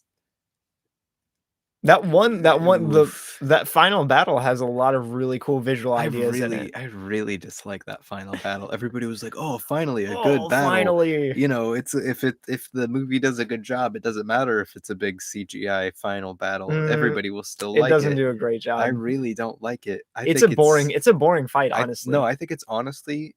And I hate saying this because on a small level, this does have some of the best fight choreography in the MCU. Definitely, easily. But on a large scale level, I honestly think this has some of the most boring fights, like war fights in the MCU. Yeah, I was about to say the hand-to-hand stuff is actually a lot of fun in this movie. Yeah, like the actual choreography itself, and even sometimes the way it's shot, though a lot of times it just doesn't look that great. Like, I don't know. And so much of this movie just feels like everything about it is just so what's his face being here? Iron Man 3 man. I don't know who you're talking about. Ben Kingsley. Oh. Being here. Why? Oh my gosh. The little animated CGI sidekick, why he adds it, but neither of them add anything to the film. They're fun enough, but they're just not. They don't justify their existence, I don't think. The main character, I really like Sean. Like, I really like him as a character. I think he's a really fun character, but I think I completely forget about his character because of everything else the movie is doing. He gets drowned out. It's a little thematically incoherent in a lot of ways, and it just ends up kind of getting weirdly bloated, even though nothing's really happening. Yeah, like tie it. I wish they would just kept it really tight and just kept it him and the dad, and even Awkwafina is not. I expected Awkwafina to be unwatchable, and she is not. She's that not bad. She's not that bad in this movie. But everything, and the sister, I really like the sister character. All of the actual stuff from the plot. The cast is actually a lot of movie. fun. All of the stuff from the actual plot of the movie, I really like. But it's everything else that's going around the movie. All of the tiny elements make it something actively that I wouldn't like. That I would avoid turning on. I want to give it another try. I've only seen it one time. But it's fun. I liked it. And it's a fun watch. Yeah. And I hate that whenever I'm criticizing movies, it sounds like you hate them. Micah. I always sound like I hate movies just because I'm trying to put into words the reasons I don't like movies. Because if I'm talking about why I like it, I'm just like, oh, I really like these characters. I really like such and such. But yeah, I gave it a 6 out of 10. I also gave it a 6 out of 10. Fun movie. Yeah, it's fun. It was. I think the reason I feel so aggressively about it the way I do is people were like, "This is the MCU movie," and it wasn't the MCU. No, it's good. Not that good. If you want to talk about not good, this is one of the most embarrassing movies I've seen this year, I think, and I've seen some embarrassing movies this year. Reminiscence. More like trash. Lisa Joy's directorial debut. I'm sorry, the direction isn't awful. She worked on Westworld. Not little known fact. That's what most people know her for. Which I hear Westworld's pretty good. Yeah. So I was so looking forward to this. I like Hugh Jackman most of the time. I like Rebecca Ferguson most of the time. I really like the cast theoretically. And it's noir film, modern noir. You don't get very many like actual true noir films nowadays, and this one sucks. To put it mildly. Both as a noir and a mystery, and especially as a neo-noir. Oh my gosh, it's just painful. It's a little painful to watch, honestly. It really is, and it does that thing that I really don't like that Taken does too. And I'm using this to talk about why I don't like Taken. Wow. For some reason, everybody likes Taken. I've never seen it. But it does this thing where your main character, and I know noirs usually do not have good people as their protagonists. The most morally upright protagonists. But it does it to where the emotional climax of your character is something really terrible. Exactly. I actively did not like watching Hugh Jackman's character in this movie. I was like, please get him off the screen. I don't like him. Rebecca Ferguson's character's fine. She's fine. She's generic. She's hardly in the movie. She's the femme fatale, that's barely in it. She's one of the most uninteresting femme fatale characters in any noir adjacent movie I've seen ever. And its premise, besides being used for said really horrifying thing that character does as his big triumphant moment, its actual reminiscence. What if we became addicted to watching our pasts? What if there was a spaghetti projector? does nothing.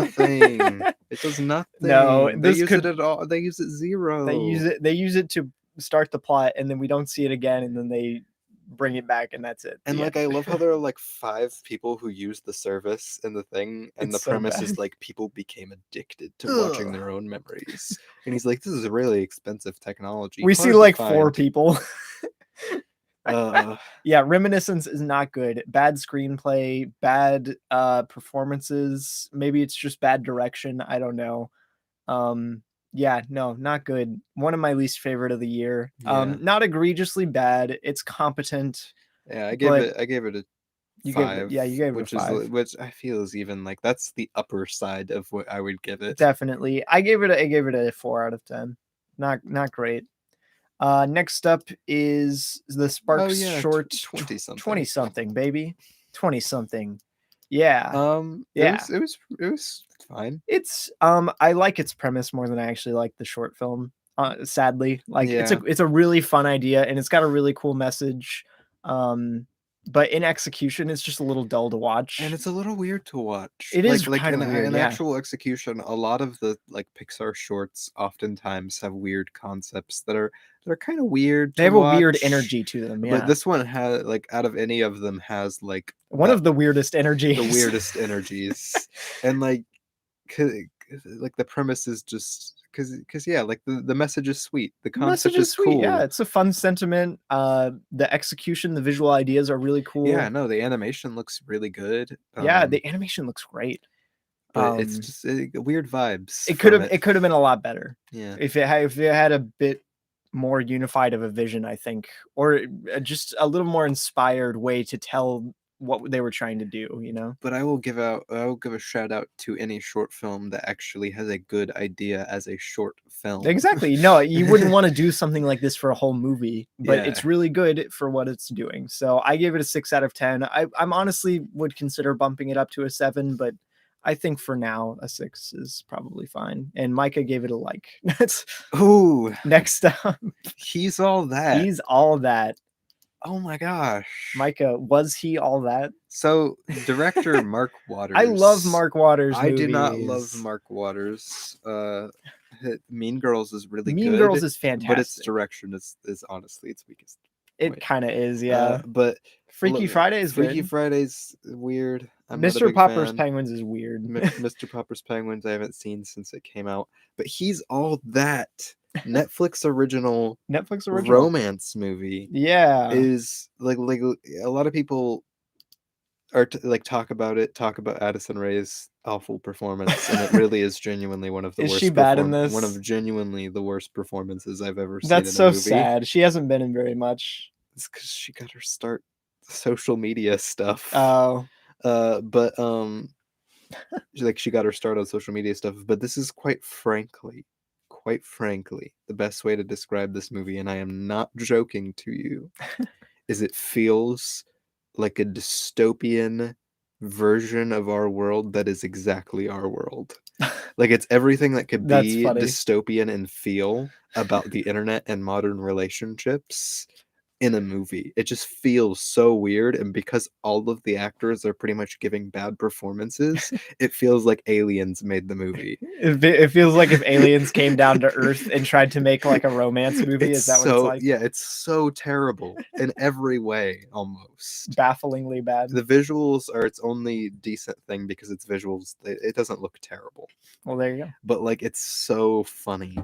What did you rate it? You rated it I gave it a 2 out of 10. Not a great rating.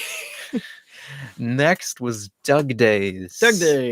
Which Robbie did not watch. I have not seen it yet. I'm planning on seeing it though. I rated it, even though technically it's a series of shorts. It is indeed. But I wanted to rate it because I thought it was actually genuinely one of like the best done like series of short things that I've ever seen from like especially Disney. Is it like an anthology kind of thing? It kind of just documents Doug living with so yeah, kind of like an anthology film. Yeah, it's like a slice of life film. Yeah.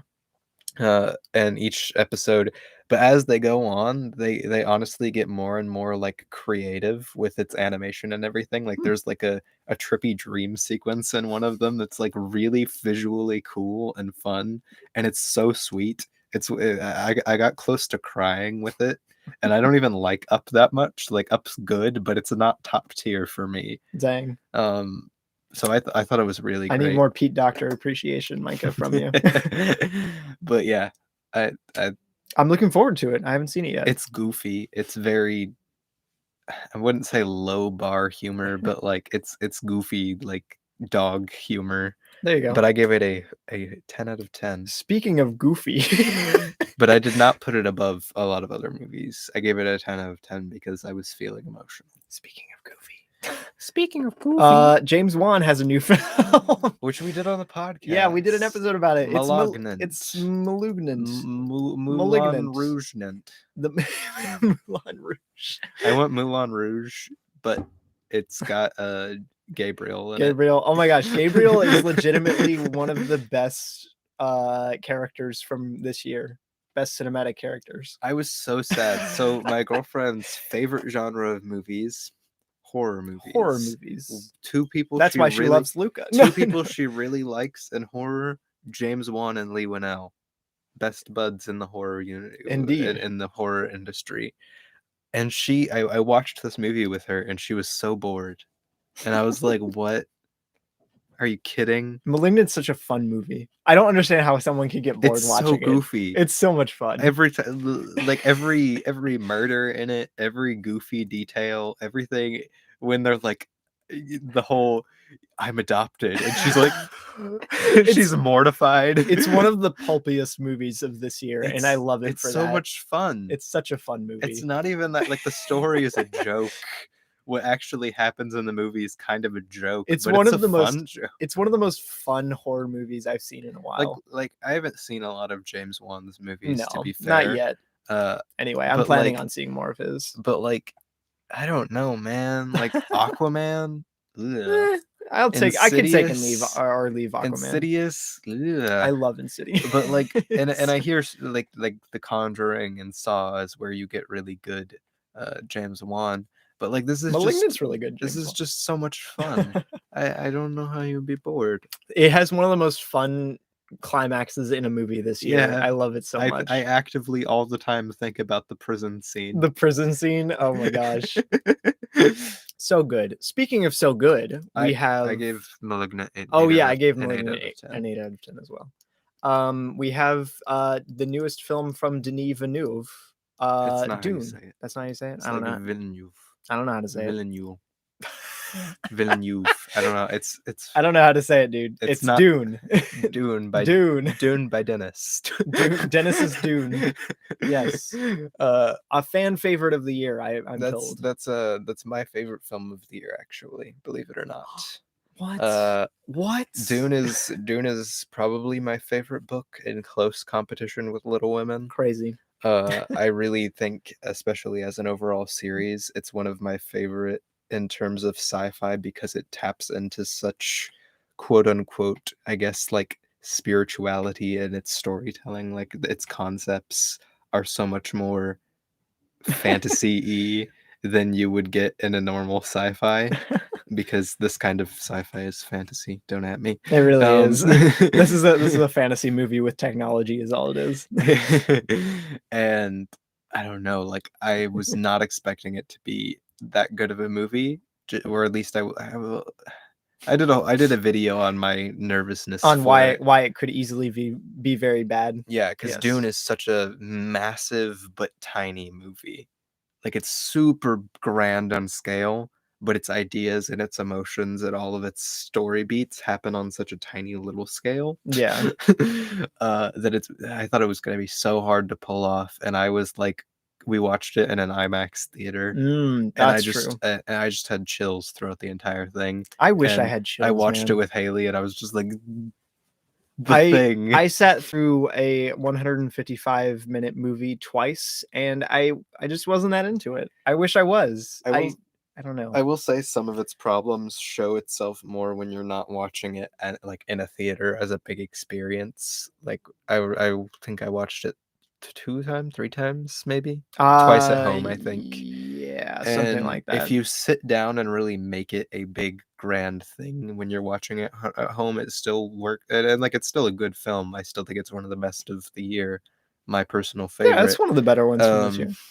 But like its problems that it does have, especially in its like pacing and writing and everything, for its overarching plot that extends to the next movies they'll do, definitely show more when you're not like.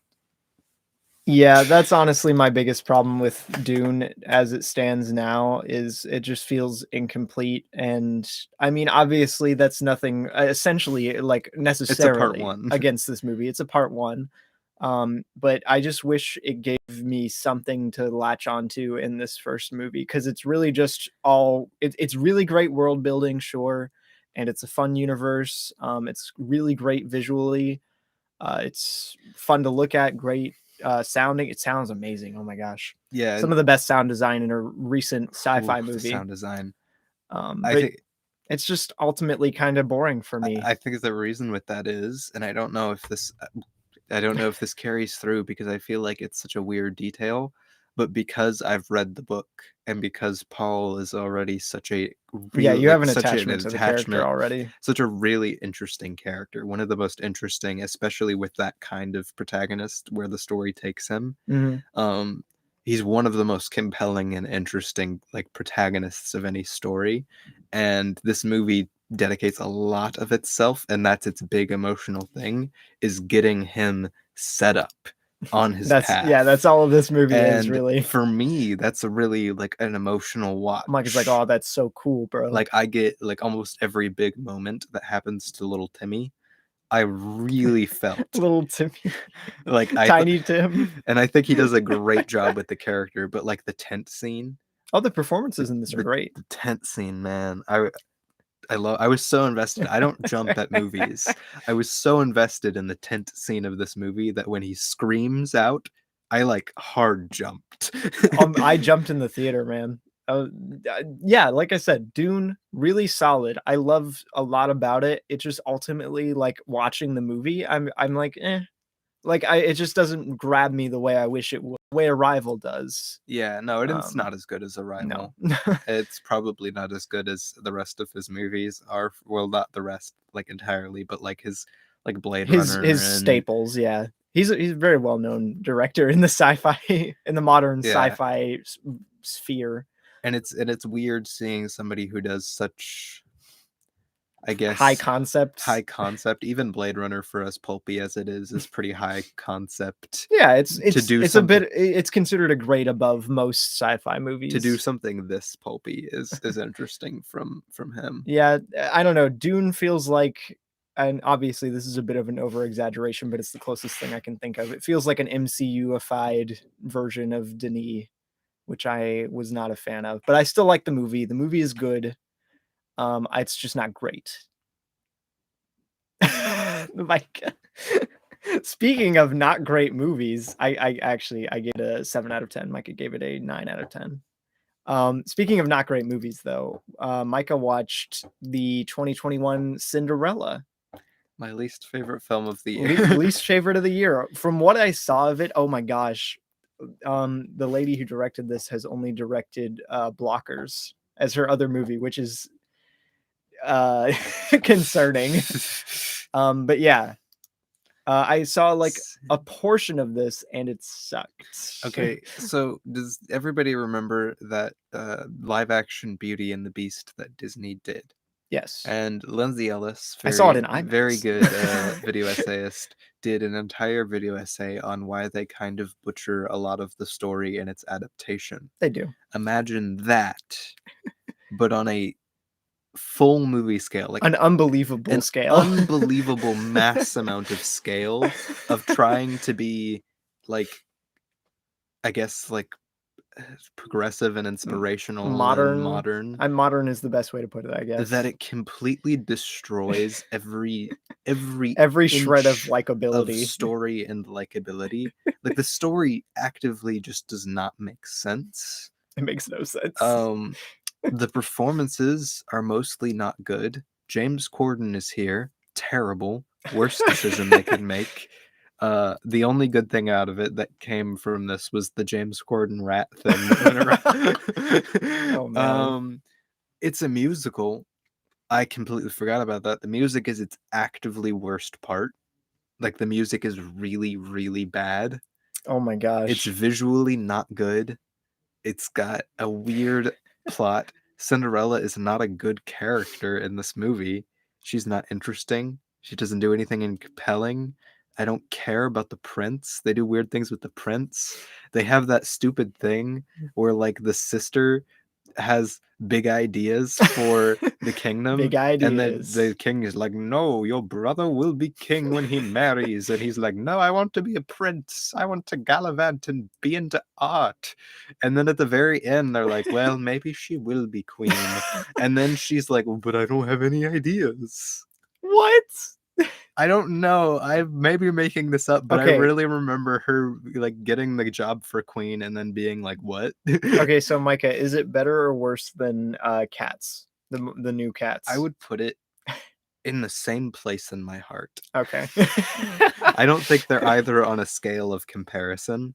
Cats is hardly even a movie. But they're in the see, and that's the thing. Cats and Monster Hunter, they're not movies. They're hardly even movies. This is a movie. This is just a really terrible movie. Okay, fair enough. I gave it a half star or a 1 out of 10. Okay, next up is Yossi Sloan's The Last Stand, which we've talked about now like 3 times on the podcast, and it's very good. Yeah, I rather enjoy it. I worked on some of the production design, I guess. He's biased. Got a biased review and rating. I gave it an 8 out of 10. I think it's very good. And it's like we're friends with the filmmaker. That means gross. We're not objective. Get a room. Yeah, The Stand, The Last Stand. I enjoy it. It manages to not do again a premise that I would it's not a premise that I would hate on an objective level. But if you listen to our episode we did on The Princess Bride with Yossi, he also shares in my hate for short films that are pretty much just tiny little pieces of emotional manipulation. Yeah, and he does not do that. No, he makes a really fun concept that wouldn't stretch longer. The atmosphere is great too. Yeah, like a concept that you really wouldn't want to stretch any longer, and it does it in a really fun, atmospheric, very nice looking way. Yeah, he shot it on 16 millimeter, I believe, if I'm remembering correctly. The film itself, beautiful. But yeah, The Last Stand, Yossi Sloan directed it. Go watch it. I designed some posters that are featured in the film, and it's good. I like it. Very good. I like it a lot. Moving on. Come From Away. Come From Away. The taping of the Broadway show, which released in 2021, but was like recorded in I don't know, probably like 2017. I was going to say 2017. That makes sense. Oh, it says filmed. No. Okay, never mind. That's 9/11. Oh my gosh. Oh no. Which is what the musical's about. When was it filmed? That one? I'm gonna check. But Come From Away is a really fun show. It's not the perfect show. It's got some pacing problems in its writing. Yeah. But I love its music, and its actual stage stuff is some of the most impressive stuff about it. It has an extremely small cast. It's like 12. Inspiringly small. It's like 12 people, including all of the musicians for it, which the musicians are often on stage with the actors. And their set is like 12 chairs and a stick and a cod. That is kind of true, yeah. Like it uses so little and does such a great job building an atmosphere of stage performing, which is why watching a recording of it is kind of weird. Yeah, I think I would enjoy it more live. Just the show in general, Come From Away. The taping of it is pretty good. Like it's one of the better tapings of a live show I've seen. Yeah, I would definitely call it better than something like Newsies or even Hamilton. No, I'm not a big fan of how they shoot the Newsies live show that they released. But this one, Come From Away, this was my first time ever experiencing the show in any capacity, so I enjoyed it. I thought it was great. I really like the music from it. I know Robbie doesn't particularly like it. Honestly, that's my least favorite aspect of the show is its music, but it's still good. I give it an 8 out of 10. I gave it an 8 out of 10 as well, I think. 9 out of 10. 9 out of 10, yes. I got a hair in my eye. Ew. Sam Raimi. Yeah. Next up is the Sam Raimi produced David Yarvosky film Nightbooks. Yeah, Nightbooks. I always want to say Nightbrooks for some reason. I don't know why. Nightbrooks sounds better. Cooler, right? A little bit. But yeah, Nightbooks. Yeah, it's weird like movie. It's like a kid's horror movie. Originally, it was gonna be rated PG-13, and then they toned it down because they wanted it to be for kids. It should have been PG-13. Which it should have been PG-13. Is the moral of the story, yeah. Shout out, I don't remember her name, but shout out to the main witch's fashion. It's on point throughout. Yeah. I think my girlfriend would kill somebody for her shoe collection. The shoe game is on point. The shoe game is out of this world. But yeah. No, it's a fun film. It's fun. Say. It's fun enough. It doesn't really have too much going for it as movies. I think the closest movie it reminds me of is Mr.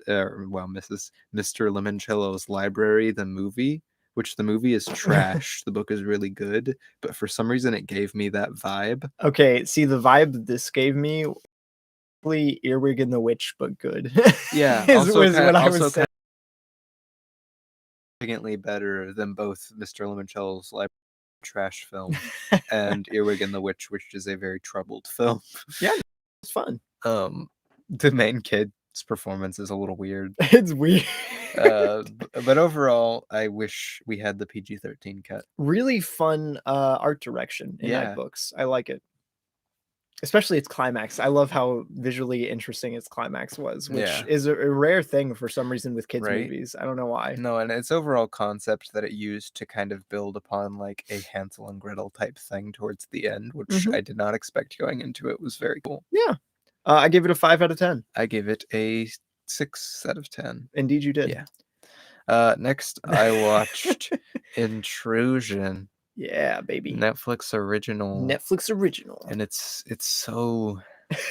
so boring and bland, and I my review was an Intrusion, more like forgettable. And wow. I think that's honestly my least favorite thing a movie can do is be forgettable and boring. And like, at least if you're going to be bad, be cool. Like it doesn't. Its concept is not that cool, and it doesn't do anything cool with its concept, and its characters aren't interesting, and its mystery isn't interesting, and it's just so boring and forgettable. That's sucky. It's not even aggressively, like, the writing isn't like aggressively the worst thing I've ever seen or anything like that. It's just so boring and so forgettable. I gave it a 4 out of 10. Well, there you go. Next we watched, I'm just going to kind of mention this as a thing. The series of shorts. What are they called? Visions. Star Wars Visions. Yes. I didn't really know what to expect going into them. I thought it was cool that they were doing kind of an anime Star Wars thing. Yeah, no, it's a cool project. Because like sure. That's cool. Like I don't, but ultimately a lot of them kind of feel weird. They give off weird vibes. They feel a little how to put it? Like the story wasn't fully fleshed out on a lot of them. They're kind of, what's the word, like pandering to the audience. Yeah, I would say for most of them, and a lot of them are done like, oh, what if this was a show and this was like the beginning of a show? Yeah, like a pilot episode. But like it's not. It's not. Yeah. And ultimately, what they do is make like really weird short films. The only one that was kind of like fine, I think my favorite one in the story overall, because all of them had like some good elements. But my overall favorite one as like its standalone thing was The Duel, because it was the most like standalone thing that didn't feel like it was trying to make you be like, yeah, let's watch 29 more episodes. But the animation was pretty great throughout all of them. The Village Bride was really fun. I wish more big franchises let other people dip their toe into the creative pool with them, you know? I think the idea is cool, but I think ultimately Star Wars has been too lost to kind of the corporate. I'm doing a video essay on Star Wars soon. It's kind of too lost to that Disney mentality to really have something like this idea for a project be fully effective. Yeah. What did you say your favorite was? The Duel? Yeah, either The Duel or that one with all the girl and all the Jedi. The Ninth Jedi? Yeah, the Ninth Jedi. Yeah, I was going to cite that one as my favorite. I think that one was my favorite animation too, was the Ninth Jedi. Yeah, no, it was a lot of fun. Really, most of them, my opinion on is it's fine. It's fun. Yeah, they're fun. Fun little romps. Nothing aggressively great or aggressively bad about most of them, though. Please don't watch the dubs. Yeah, no, the dub is terrible. Disney Plus defaults to the dub. It defaults to it. If you didn't know any better, you would just think, "Wow, that's kind of weird that their mouths don't fully line up." But I noticed this because I was just thinking that. I was like, "Oh, that's weird that they're Japanese studios, but they're in English, whatever." And then Tatooine Rhapsody hit, and its songs are terrible in English. Oh yeah, really bad. But in Japanese, they're pretty good. And what do we do next? The thing that released next was director Mike Flanagan's newest Netflix miniseries, Midnight Mass. Be not afraid, Micah. Oh, Midnight Mass is so good. We gushed about Midnight Mass for like I don't even remember what episode we did a long episode. I wrote a 30-minute video essay on it. Wait, did we do an episode for Midnight Mass? No, we didn't. I was saying like the episode that we had finished watching it. Yeah, like, we did. Oh, did we? Oh my gosh! Yeah, I remember the art for it. Micah, this is the whole end of the year wrapped thing is just going to be me gaslighting you about what episodes we've made. No, I talked about this for like a total of like 3 hours because of everything we've done, but it's such a good series. And I learned the most depressing news I could learn. It's the worst news I've heard this year. What? Besides the fact that a bunch of people have died and our vacation plans also got canceled, and my mom has been like chronically sick all year. So what is it? The next worst news I have heard is that the reason the house on Haunted Hill and not the haunting of Hill House and the haunting of Bly Manor got physical releases was because another studio helped produce them, but Midnight Mass is just fully Netflix, and despite Mike Flanagan trying to get him to do it, Netflix has zero plans to release it physically. Yay. One of the, if not for a movie that we'll mention later, this would be my favorite thing of the year. Yeah. Midnight Mass. This made my top 3. I really love Midnight Mass, and I mean, I've talked about it plenty. There's not much I really have left to add briefly. It's very, very good. We watched it all at once. I think it has like one problem, and that's it. It's still so much fun to watch. Oh, it's so much fun. It's yay! very good. I would applaud for Midnight Mass. I gave it a 9 out of 10. And speaking of things that I would applaud for, this sure isn't one of them. Oh, okay. No one gets out alive. No one gets out alive. Did anyone get out alive, Micah? Yes. What? Oh, wait. Wait a minute. Which my mom was very mad about. Wait a minute. It has some fun ideas. I think cinematically, like on a filmmaking level, is actually where this is its strongest, which is not your typical thing for a random horror movie. Like usually its premise is its strongest point, but in this instance, I think its premise is its weakest point, and its performances are pretty bad. But like the actual direction and even cinematography, a lot of times, like besides the low budget CGI, like the movie looks pretty good most of the time. And like it's a fine concept. They try to do a lot more like quote unquote highbrow horror concepts than they probably should have attempted on this low of a budget with like this not weak talent but low experience people. Like give everybody in this more experience and maybe a new cast, and I think this would be a significantly better movie. Wow, really? If you improve certain elements of its filmmaking, it becomes a better movie. It doesn't say like it because it does a whole thing. I don't know how it handles culture because I don't know if the person was like, I forget where she immigrates from, but it has a lot to do with the horror elements of it are like cultural, like His House. Yeah, kind of like His House. Yeah, actually, almost exactly like His House. Something has followed.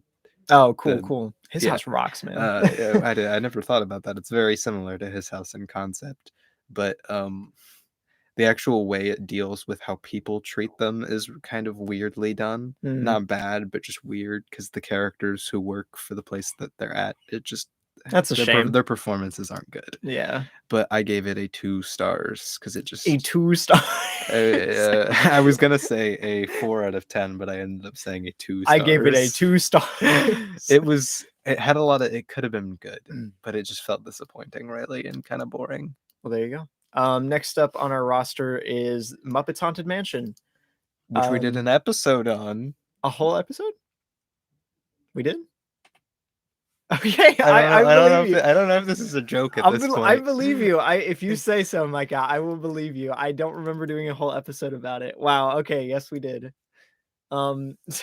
Yeah, it's a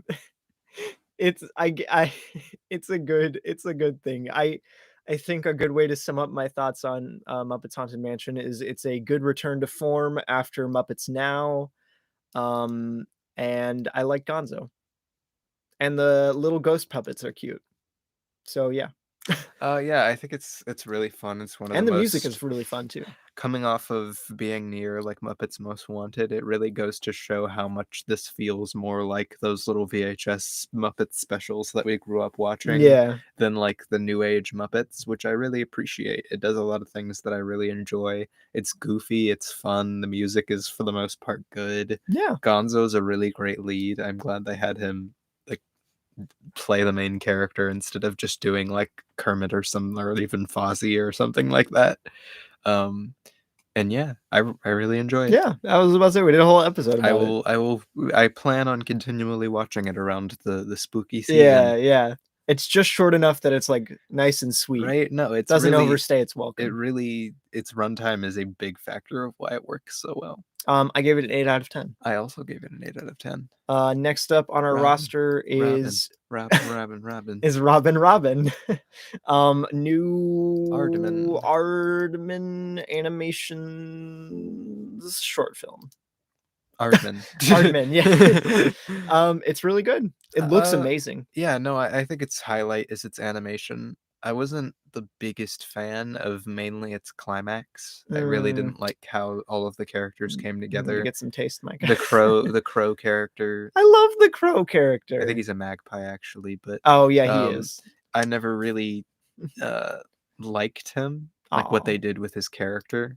And all of like the stuff thing, I didn't feel like it really played into the message, because I feel like on one hand it was trying to do a whole like Christmas isn't all about stuff, but that didn't really play much into what Robin wanted, because she didn't care about things. She just wanted to fit in with her family. I just took that as like an amusing side character. Well, no, gag. but it spends a lot of its time. It does dedicate a bit more time to it than that. With that, instead of Robin has a character arc of becoming a realizing her place in the family. Yeah. Instead, it spends more time on her gallivanting around doing shenanigans, which it's fine. It's not a major problem. It's so much fun. It's so fun. Cute. And the music is great. The music is good. The animation's good. Like the animation is my favorite looking thing Aardman has ever put out. Oh yeah. It looks amazing. But yeah, I love the character designs too. The way they do the mice. Yeah, they're so cute.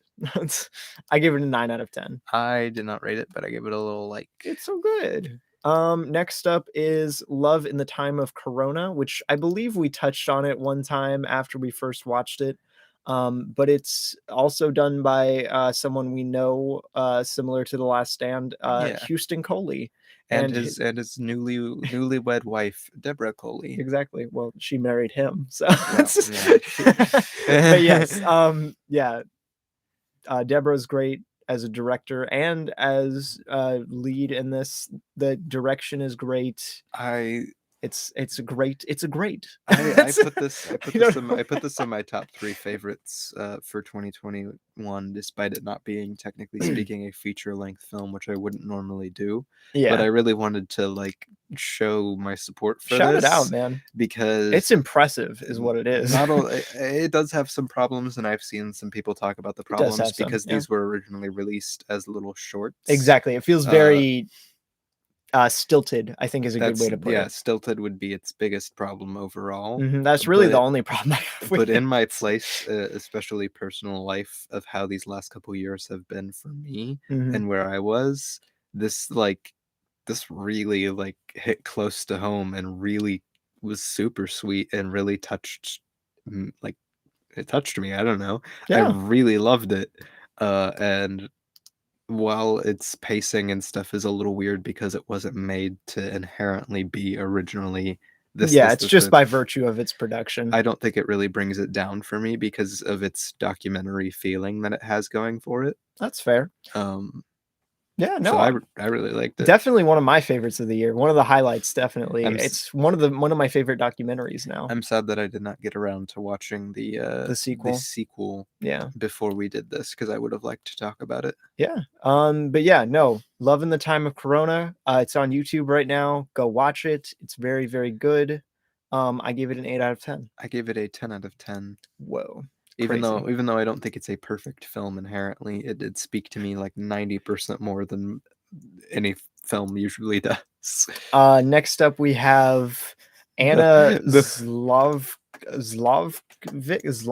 No, hold on. Zlokovic. Yes. Yeah. Well, Appendage. Yes, Appendage. The Hulu original short film. Baby. Appendage. With Shiva Baby. Yeah, with the lady from Shiva Baby. She rocks. Weird film. So weird. It was funny too because we were sitting there and we had watched all of season 1 of this, which the Hulu stuff, which season 1 I think stays TV PG. Yeah, it does. And this one is not. It's definitely not a TV PG. And I think it's the first one that's not. Yeah. And like we turn it on. It's so funny. And Haley just like got over and we were talking about what we were watching. And then like the little appendage starts like cussing a bunch. And it was hilarious. I think in concept, I like Appendage more than the end product. Like it's a novel idea. I'm not really a big fan. I find the appendage on a whole just very annoying. Instead of being a thing of her anxiety and self-doubt, it's just like I was about to say it comes across kind of grating, but I mean, maybe that's by design. I don't know. It's fine. It's a fun little short film. Yeah. It doesn't know. It's not. If it was any longer than it is, I start to lose my love for it a little. It's 6 minutes. I've made a short film longer than it. Yeah, but I mean, it's good. Yeah, I liked it. I gave it a 6 out of 10. I did not rate it. Wow. Yay. Next up is my favorite of the year. My favorite film of the year, baby. I forgot to up it in my yearly ranking. Yeah. Since I rated it again. It's Encanto. Yay. Everyone loves it, I hope. I love it. The most recent from Disney Animation Studios. And I think one of the best Disney Animation Studios films they've done in a while. Maybe ever, Micah. With, I think, a first-time director and also the director of Tangled and Zootopia and Bolt. Byron Howard is... Okay, yeah, and Jared Bush. Okay, yeah, they co-directed it. So, which Encanto was way better than I thought it would be. It's so good. I love it so much. I do have some problems with it, mainly relating to just the plot and how it doesn't really emotionally, personally connect with me. So it makes the plot kind of feel weird. That's fair. And I guess. With the way it is, I just wish it was longer. Like it had more time. Yeah, everything. I do wish that. That's something I hardly ever say about animated movies is that I wish it was longer. But this, I think, given how many characters it has and the care it takes in writing all of them, I wish it was a little longer. Yeah, and everything else about this movie, I'd say is like at least 2 steps up from what you'd normally get from Disney Animation Studios. I love it so much. The color and the visuals of the animation are outstanding. The camera movement always stays camera work super vibrant and alive with the music. The music is genuinely some of my favorite music Lin-Manuel Miranda has ever composed. Mm-hmm. I really, really like it. The characters are all fun. so much fun. Like literally like the entire family is fun to watch, Yeah. which hardly ever happens When's about the last big time? ensemble I was about to say, family when's the movies. last time you saw a movie and you were like, "Wow, this is a great family ensemble," other than Knives Out? Sid the Sid the Sloth Sloth. is here, and he's amazing, and also has one of the best songs in the whole show contributed to him. That is Also, true. I cannot hear his voice without thinking of the John Wick scene, which is hilarious because he's like, "Oh, you stole this car." You stole his car. I did not know he was in Moulin Rouge, but now I He can't. Okay, but I want to check He- it out just based off of that now. I hope he doesn't do much singing in Moulin Rouge, because the little bit he sings in this movie, which he does not sing much, he does not sound good. But yeah, very fun. Very good. Yeah, Good movie. It's another one of those movies, and this is kind of how I've thought about it, of being that much better than what they normally put out, because it's one of those movies that's keep getting better the more I think about it, Mhm. which typically is the exact opposite from Disney Animation Yeah. Studios. No offense to Disney Animation Studios, but just with most films that they've put out recently, I've been like, wow. And then not really thought And about then it that's again. it, yeah. Whereas in Kanto, I've been like, wow. Like on my first watch, I was like, eh. And then the second watch, I was like, yeah. And then like it's just it's growing in my mind. I more love and it more. so much. And I said it in my review, that Soul, I think, is what I needed last year, and I think this is what I needed this year. I need Disney Pixar to just alternate years and give me good cathartic movies at the end of the year. But yeah, I gave it an 8 out of 10. I gave it a 9 out of 10. I think it rocks, man. It has a couple problems, but it's good. What? Olaf presents. Olaf Presents trash. is next. I know a lot of people seem to like it. I have not seen I don't it. understand. I have Like- not seen it. Like I feel like my mind is broken. Even Shafrillis Productions was talked about it in one of his things and was like, yeah, it's fine. It was kind of funny. I thought it was so terrible. Micah. I thought it was the same joke stretched out over and over and over again by Josh Gad, who was only funny with it the first time in Frozen. It was funny because it was in the middle of a movie. It was funny. That was funny. That was one of the funny moments. But it's not funny here because it's like it's the same thing every time, and he's like, this is you're sitting down and viewing it as a thing to be consumed, and it's just a bad joke as a thing to be consumed. Wow. when it was a funny joke because it was in the middle of a movie, and I just felt like I'm losing my mind while watching it. I liked it. From what I saw of it, I saw like 3 seconds of it. I don't know. I haven't seen it. Next up is Ciao Alberto, Ciao. which is the short film sequel to Luca. Which we mentioned earlier. Unfortunately, I wasn't the biggest fan of it, just for simply the same reason as I don't like a lot of short films. Yeah. It very much does that thing where it just kind of has one emotional beat that it plays entirely around without giving it any development or weight. Yeah, it's kind of weak. It's emotional weak sauce compared to Luca. What Luca's doing, which Luca is, it's a pretty emotional movie for like even Pixar standards. Yeah. And I've never been the biggest. I don't know. I don't like Alberto carrying something. You don't want an Alberto solo movie. Haley's favorite character is Alberto, and I just don't. I would much rather have anybody else carry that something than Alberto. Yeah, because I just punch him in the face. Yeah, I thought it was fine. It, like I said, it really just lacks the same emotional oomph as Luca, and that's really its biggest problem. And you know how I said earlier too, one thing that's always bothered me about Alberto's character is the way his dialogue is written, and this is all just Alberto dialogue essentially, and it still kind of feels that same way to me. Yeah, it's very stilted. Yeah, no, I would agree. I give it a 6 out of 10 though. I thought it still looks amazing. The animation in that shot of the boat burning on the water looks fantastic. Almost even better than anything in the movie, which the movie looks fantastic. Exactly. But yeah, no, it's good. It's a good short, not great, but good. Yeah. Next we have Hawkeye, which Robbie again did not watch. I said it like that. Which I think Hawkeye might be my favorite of the MCU shows. It's the dog winking. What is going on? I don't know why the dog's winking. The dog does not wink in the show. um, but like it's right up there with Loki, which is pretty good, pretty fun, but like, eh. I think Haley Steinfeld does a really like she's one of the most interesting actors to get a hold of a superhero role. I Like, love her. I love her in most stuff that I've like seen her in. she's just really fun to see as a superhero.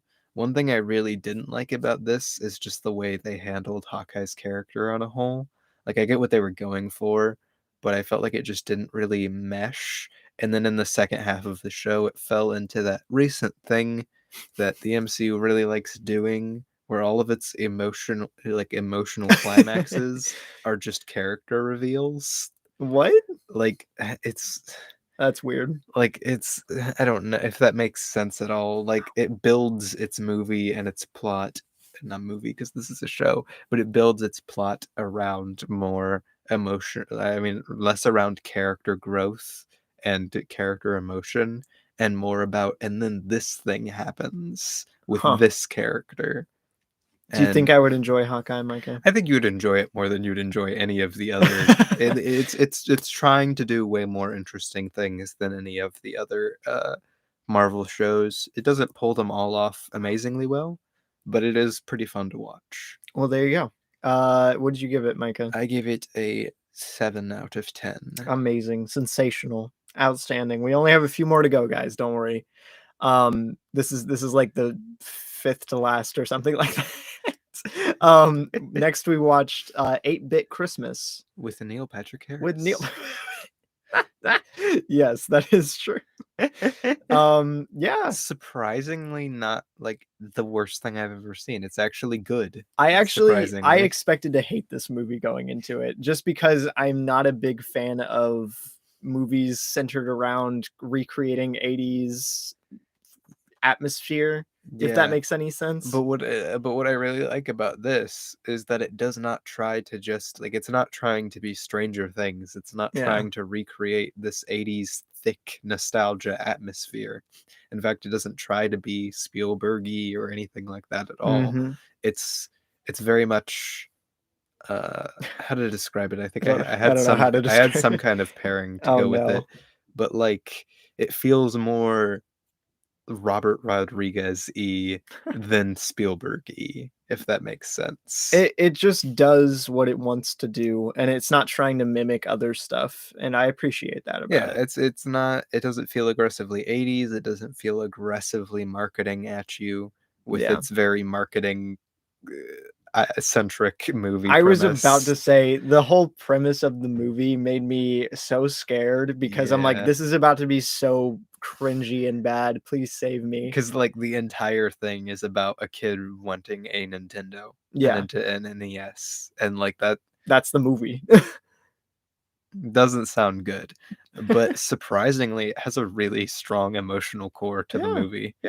Good ending too. And it's got some pretty funny bits. It's got some good sequences in it. Because it's got that thing going for it with storytelling that it does like exaggerated moments of storytelling, and that's always really fun. And they use it to a pretty good effect here. Yeah. No, I liked it a lot. I gave it a 7 out of 10. I gave it a 6 out of 10.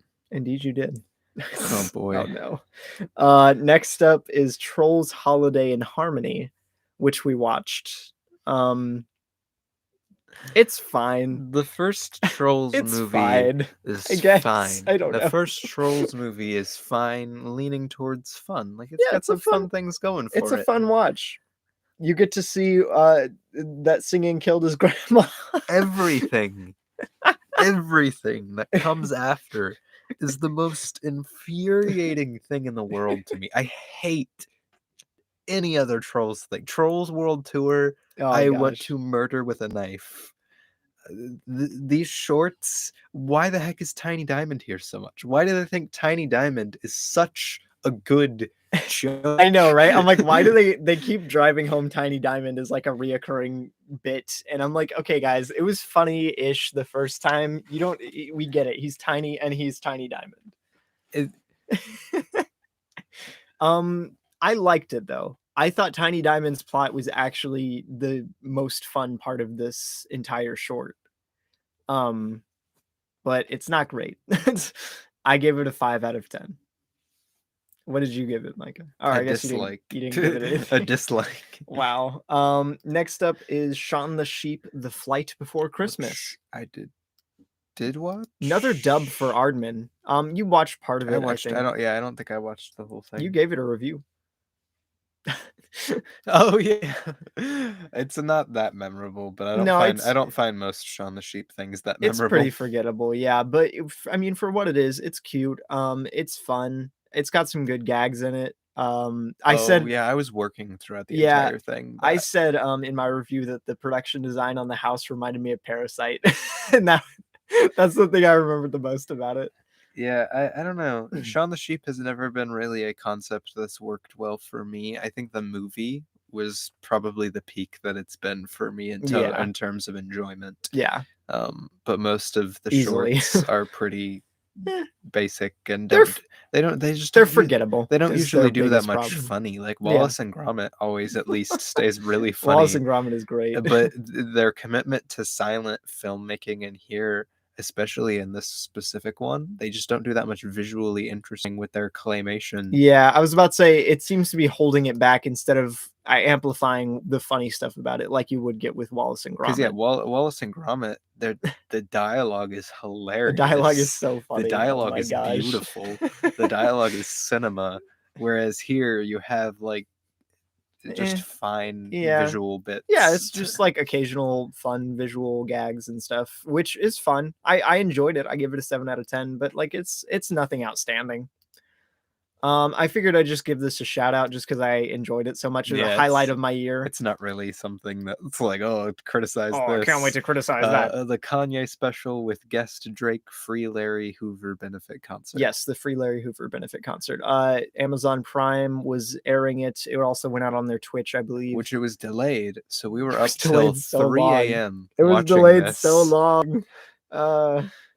Robbie was like, it starts at 12 or 11 or something like that. And I was like, it started at midnight where we were. I'll be like, yeah, I'll be down for that. And then I go down and then I'm like, and then we kept waiting and waiting. I will say one thing towards it. Kanye may not be a great guy, but he has an amazing sense of theatricality. Yes. But I found out this time, I had never seen him perform before, he is not a good performer. He's not a great rapper live is the thing. I don't even think Drake did like a mind-blowing job. No. But the moment Drake stepped up there, he outdid Kanye in terms of performing. I was about to say he had a lot more polish than Kanye, but a lot less charisma, I think, is a good way to. Yeah, but Kanye was just out of breath. Kanye was really bad at rapping live. He was bouncing. He was having fun. He was getting into it, but it was not a quote unquote good performance. As someone who loves Kanye's discography and work and just him as a person, even though I do not endorse his actions all the time, or a lot of the time, most of the time, I really enjoyed finally seeing a live performance of his. Not to mention though, it's just a really cool concert. It's a great track list, man. It's a lot of his hits from his entire discography. Yeah, he does almost his entire discography, and then Drake comes out, and I don't like any of Drake's new stuff, but he even did Drake's old stuff great, that I like. One thing I'll say I'm sad about is that Kanye did not do much from, actually I'm not sure he did anything from Pablo. Yeah, I don't think he did any stuff from Pablo. Pablo is my favorite album from him, and he was going through, he's like, let's start at the beginning, and he did a lot of Graduation, and then he did a lot of Graduation. Which Graduation is a great like studio or stadium live album. Yeah, it's a great album to do live. And Mike Dean was killing it on the synth arrangements for this show. It was a lot of fun. Yeah, I wanted to shout it out because it was like a highlight of my year. I loved seeing "Come to Life" live. That was great. That's such a good song. That's my favorite song of the year is "Come to Life." So and Drake singing some of the Kanye songs was really nice too. No, it was a fun concert. I liked it a lot. I gave it a 6 out of 10. That's funny. Next we watched Spider-Man No Way Home. Dun, dun, dun, What? dun, dun, dun. He's not gonna be able to find his way home, dude. There's no Which- way home. Which I guess no spoilers. Yeah, 'cause I'm not gonna people spoil will it. yell on us. I feel like you don't need to spoil it to talk about I it. really am annoyed that the cast list is a spoiler because I just want to say who I think did the best performances in it. I was just gonna read my review for it. Well, here I'll say some things Yeah, about yeah. it real quick. I think it's a really fun movie, and I think it ultimately is really hits fun. emotional beats way better than any of the rest of the Way MCU better. Spider-Man did. For some reason, even though this seems like it should be way more convoluted in terms of emotional beats Mhm. than the rest of them, it manages to nail down what makes Spider-Man a good character. Yeah, somehow And I don't understand what it's doing. and connects to like Spider-Man as an overarching An idea. and I like There was an once an idea idea. way more than I thought it would, using its spoiler to Wow. actually good effect, which I Yeah. was not expecting at all. Though I will agree with Houston's mom that the plot is extremely convoluted and does indeed at times feel like it was written by somebody on Reddit.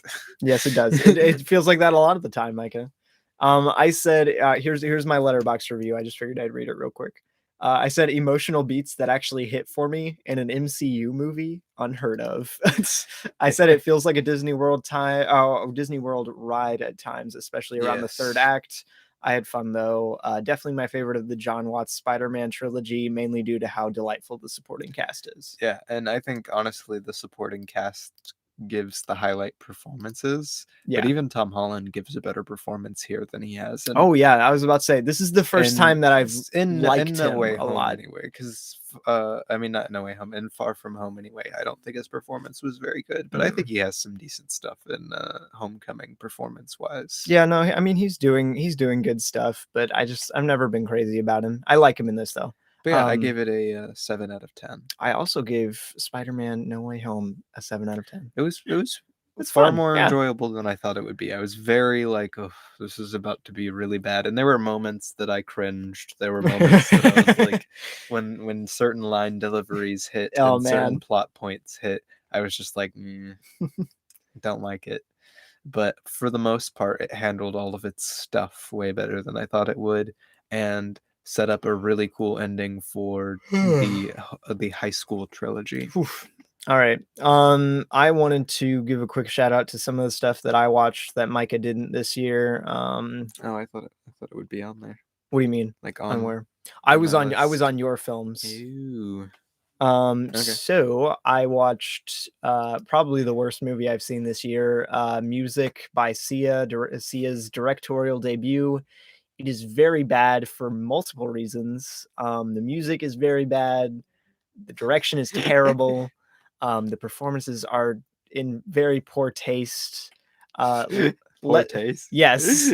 Oh boy. Leslie Odom Jr. is good in this. He's the only. Ooh, who doesn't like Leslie? Yeah, Odom he's Jr.? the only good part of this, and they. Yikes. Yeah, Micah. It's about someone who has autism, and they got someone who is not autistic to play the main character. Strike one. And they very much overdo it, I think. And it comes off as very distasteful and mocking and not heartfelt like it should be. That's rough. Yeah, not a good movie. Bad movie. Sia, you should have just not you should have just kept this one in the drafts, I think is the moral of the story. I admire it for what it's trying to do, but outside it in execution, it's just all wrong in so many ways. Bad movie. Just wanted to give it a shout out just because it was notable from this year. Yeah. I watched a bunch of Pixar shorts. They were pretty fun. They were all in like a set. Pilots I watched this year. That was a short film by Jeffrey Borslow. Really weird short film. I don't know if you watched it. What did you think of it? Let me know because it's really weird. I give it a 4 out of 10. What else did I watch this year that you didn't see? Us Again. That was very good. A Disney Plus original short that is very jazzy, very fun. You should watch it sometime. I give it a 9 out of 10. It's got a really fun premise and a really good execution. I liked it. One of my favorite shorts of the year. What else? Let us in. I watched The Force Awakens from its nap. I actually watched all of the newer Simpsons short films that Disney Plus has been putting out, and they are all kind of bad. None of them are good. And that one's no exception. I watched Let Us In, as Micah mentioned. Very laughable movie on so many levels. It's a horror film, and the main antagonistic force of the horror film is a group of teenagers wearing hoodies and sunglasses who say, "Will you let us in?" over and over again until you agree to let them in, and then they kill you. That's it. Give me some sunglasses. Give me some. Yeah, dude. Literally, it's the most boring execution. I think it had something to do with aliens. Let us in. It had something to do with aliens, dude. I don't even remember what. Let us in. Yeah, no, not good. Do not recommend it. Probably the second worst movie I've seen this year. What else? Nona, new Spark short, pretty good. Nothing to write home about, but it was fun. I liked it. What else? Anything else? I don't think so. The Star Wars Terrifying Tales. Oh yeah. I almost forgot about this. It's got the voice actor. This is Lego Star Wars Terrifying Tales. It's got the voice actor from Chowder who plays Gazpacho, and he plays in this. He plays one of the Hutt family. So I just kept thinking Gazpacho the Hutt the entire time. Gazpacho the Hutt. And that was the only thing carrying me through this. It's pretty bad. I watched like 5 seconds of it, and it was really not good. Not good. Which shout out to what Shifrelis said that one time, which I think nailed down why most Lego things anymore don't work at all. Mm-hmm. That like what made a lot of old Lego shorts and shows and even the games work so well was that like why did I just lose my train of thought? They didn't have any like they didn't have any dialogue, so they fully used the Lego premise to tell stories and to tell jokes, and it works really well and a really funny effect. Whereas when you actually have dialogue for your little Lego people, they're it's like, weird. Hi, Hi, it's Gazpacho. It's Gazpacho. Wow. But yeah, no, it wasn't good. I didn't like it very much. I thought it was just boring mainly. But yeah, that was our 2021 films from this year. And I wanted to shout out one more thing. It is not a film, but it is Why Jack and Daxter is the Perfect Trilogy from Breadsword. Feature-length YouTube video. It's like 2 hours, but I would 1,000% recommend checking it out. It's good. It was my favorite YouTube video from the year from my favorite YouTuber probably ever. And it really helped me get through a specific time in my life that it was particularly relevant to. Oh, there you go. So go check it out. It's very good. I can vouch. I've seen it twice now. It's very good. I've seen it like 6 times. Yeah. Shout out if we're doing shout outs to YouTubers. Shout out to Nakey Jakey for making his big return. Shout out to The Return of the King. The Return of the King. Exactly. Good video. Yeah. But yeah, thanks for tuning in. If you've watched this entire thing, what are you doing with your life? Stop it right now. Are we gonna put out an audio version of this? Yeah, we're gonna release this at midnight actually. So hello everybody who's been listening. I hope you enjoyed. We had various viewers, one of them being my own phone throughout. How'd you do that, Mike? How is that even possible? But that was to check audio initially, but yeah. It was a lot of fun. Thank you for tuning in. If you tuned in live with us, thank you for sticking through season 3. Season 3, our third season. Logged. The fact that season 4 is upon us is weird. It sounds weird. Season 4 this will be the recently this will be the 4th year. That's so weird. We've been doing this podcast, which is wild. But I like to think we've gotten quite a bit better at it. Yeah. And I really enjoy doing it. I hope you guys enjoy listening. And it's been a really fun year. Indeed it has. Once again, we apologize for the hiatus for December, even though it was unplanned. It's been one of our busiest end of years that I can think of. Yeah, period. I was about to say, in my entire life on this planet, I cannot think of a busier end of the year than this one has been. But thank you for tuning in again. Be sure to join us for season 4 next week. And watch Princess Mononoke. Watch Princess Mononoke.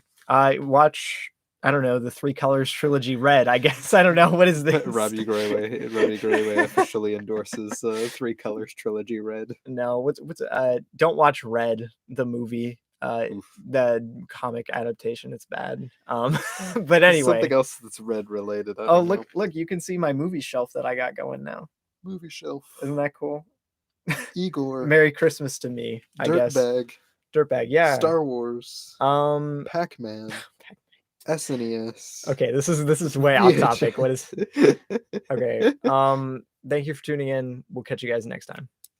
Adios. Oh wait, Happy New Year. Happy New Year. Happy New Year. Happy New Year.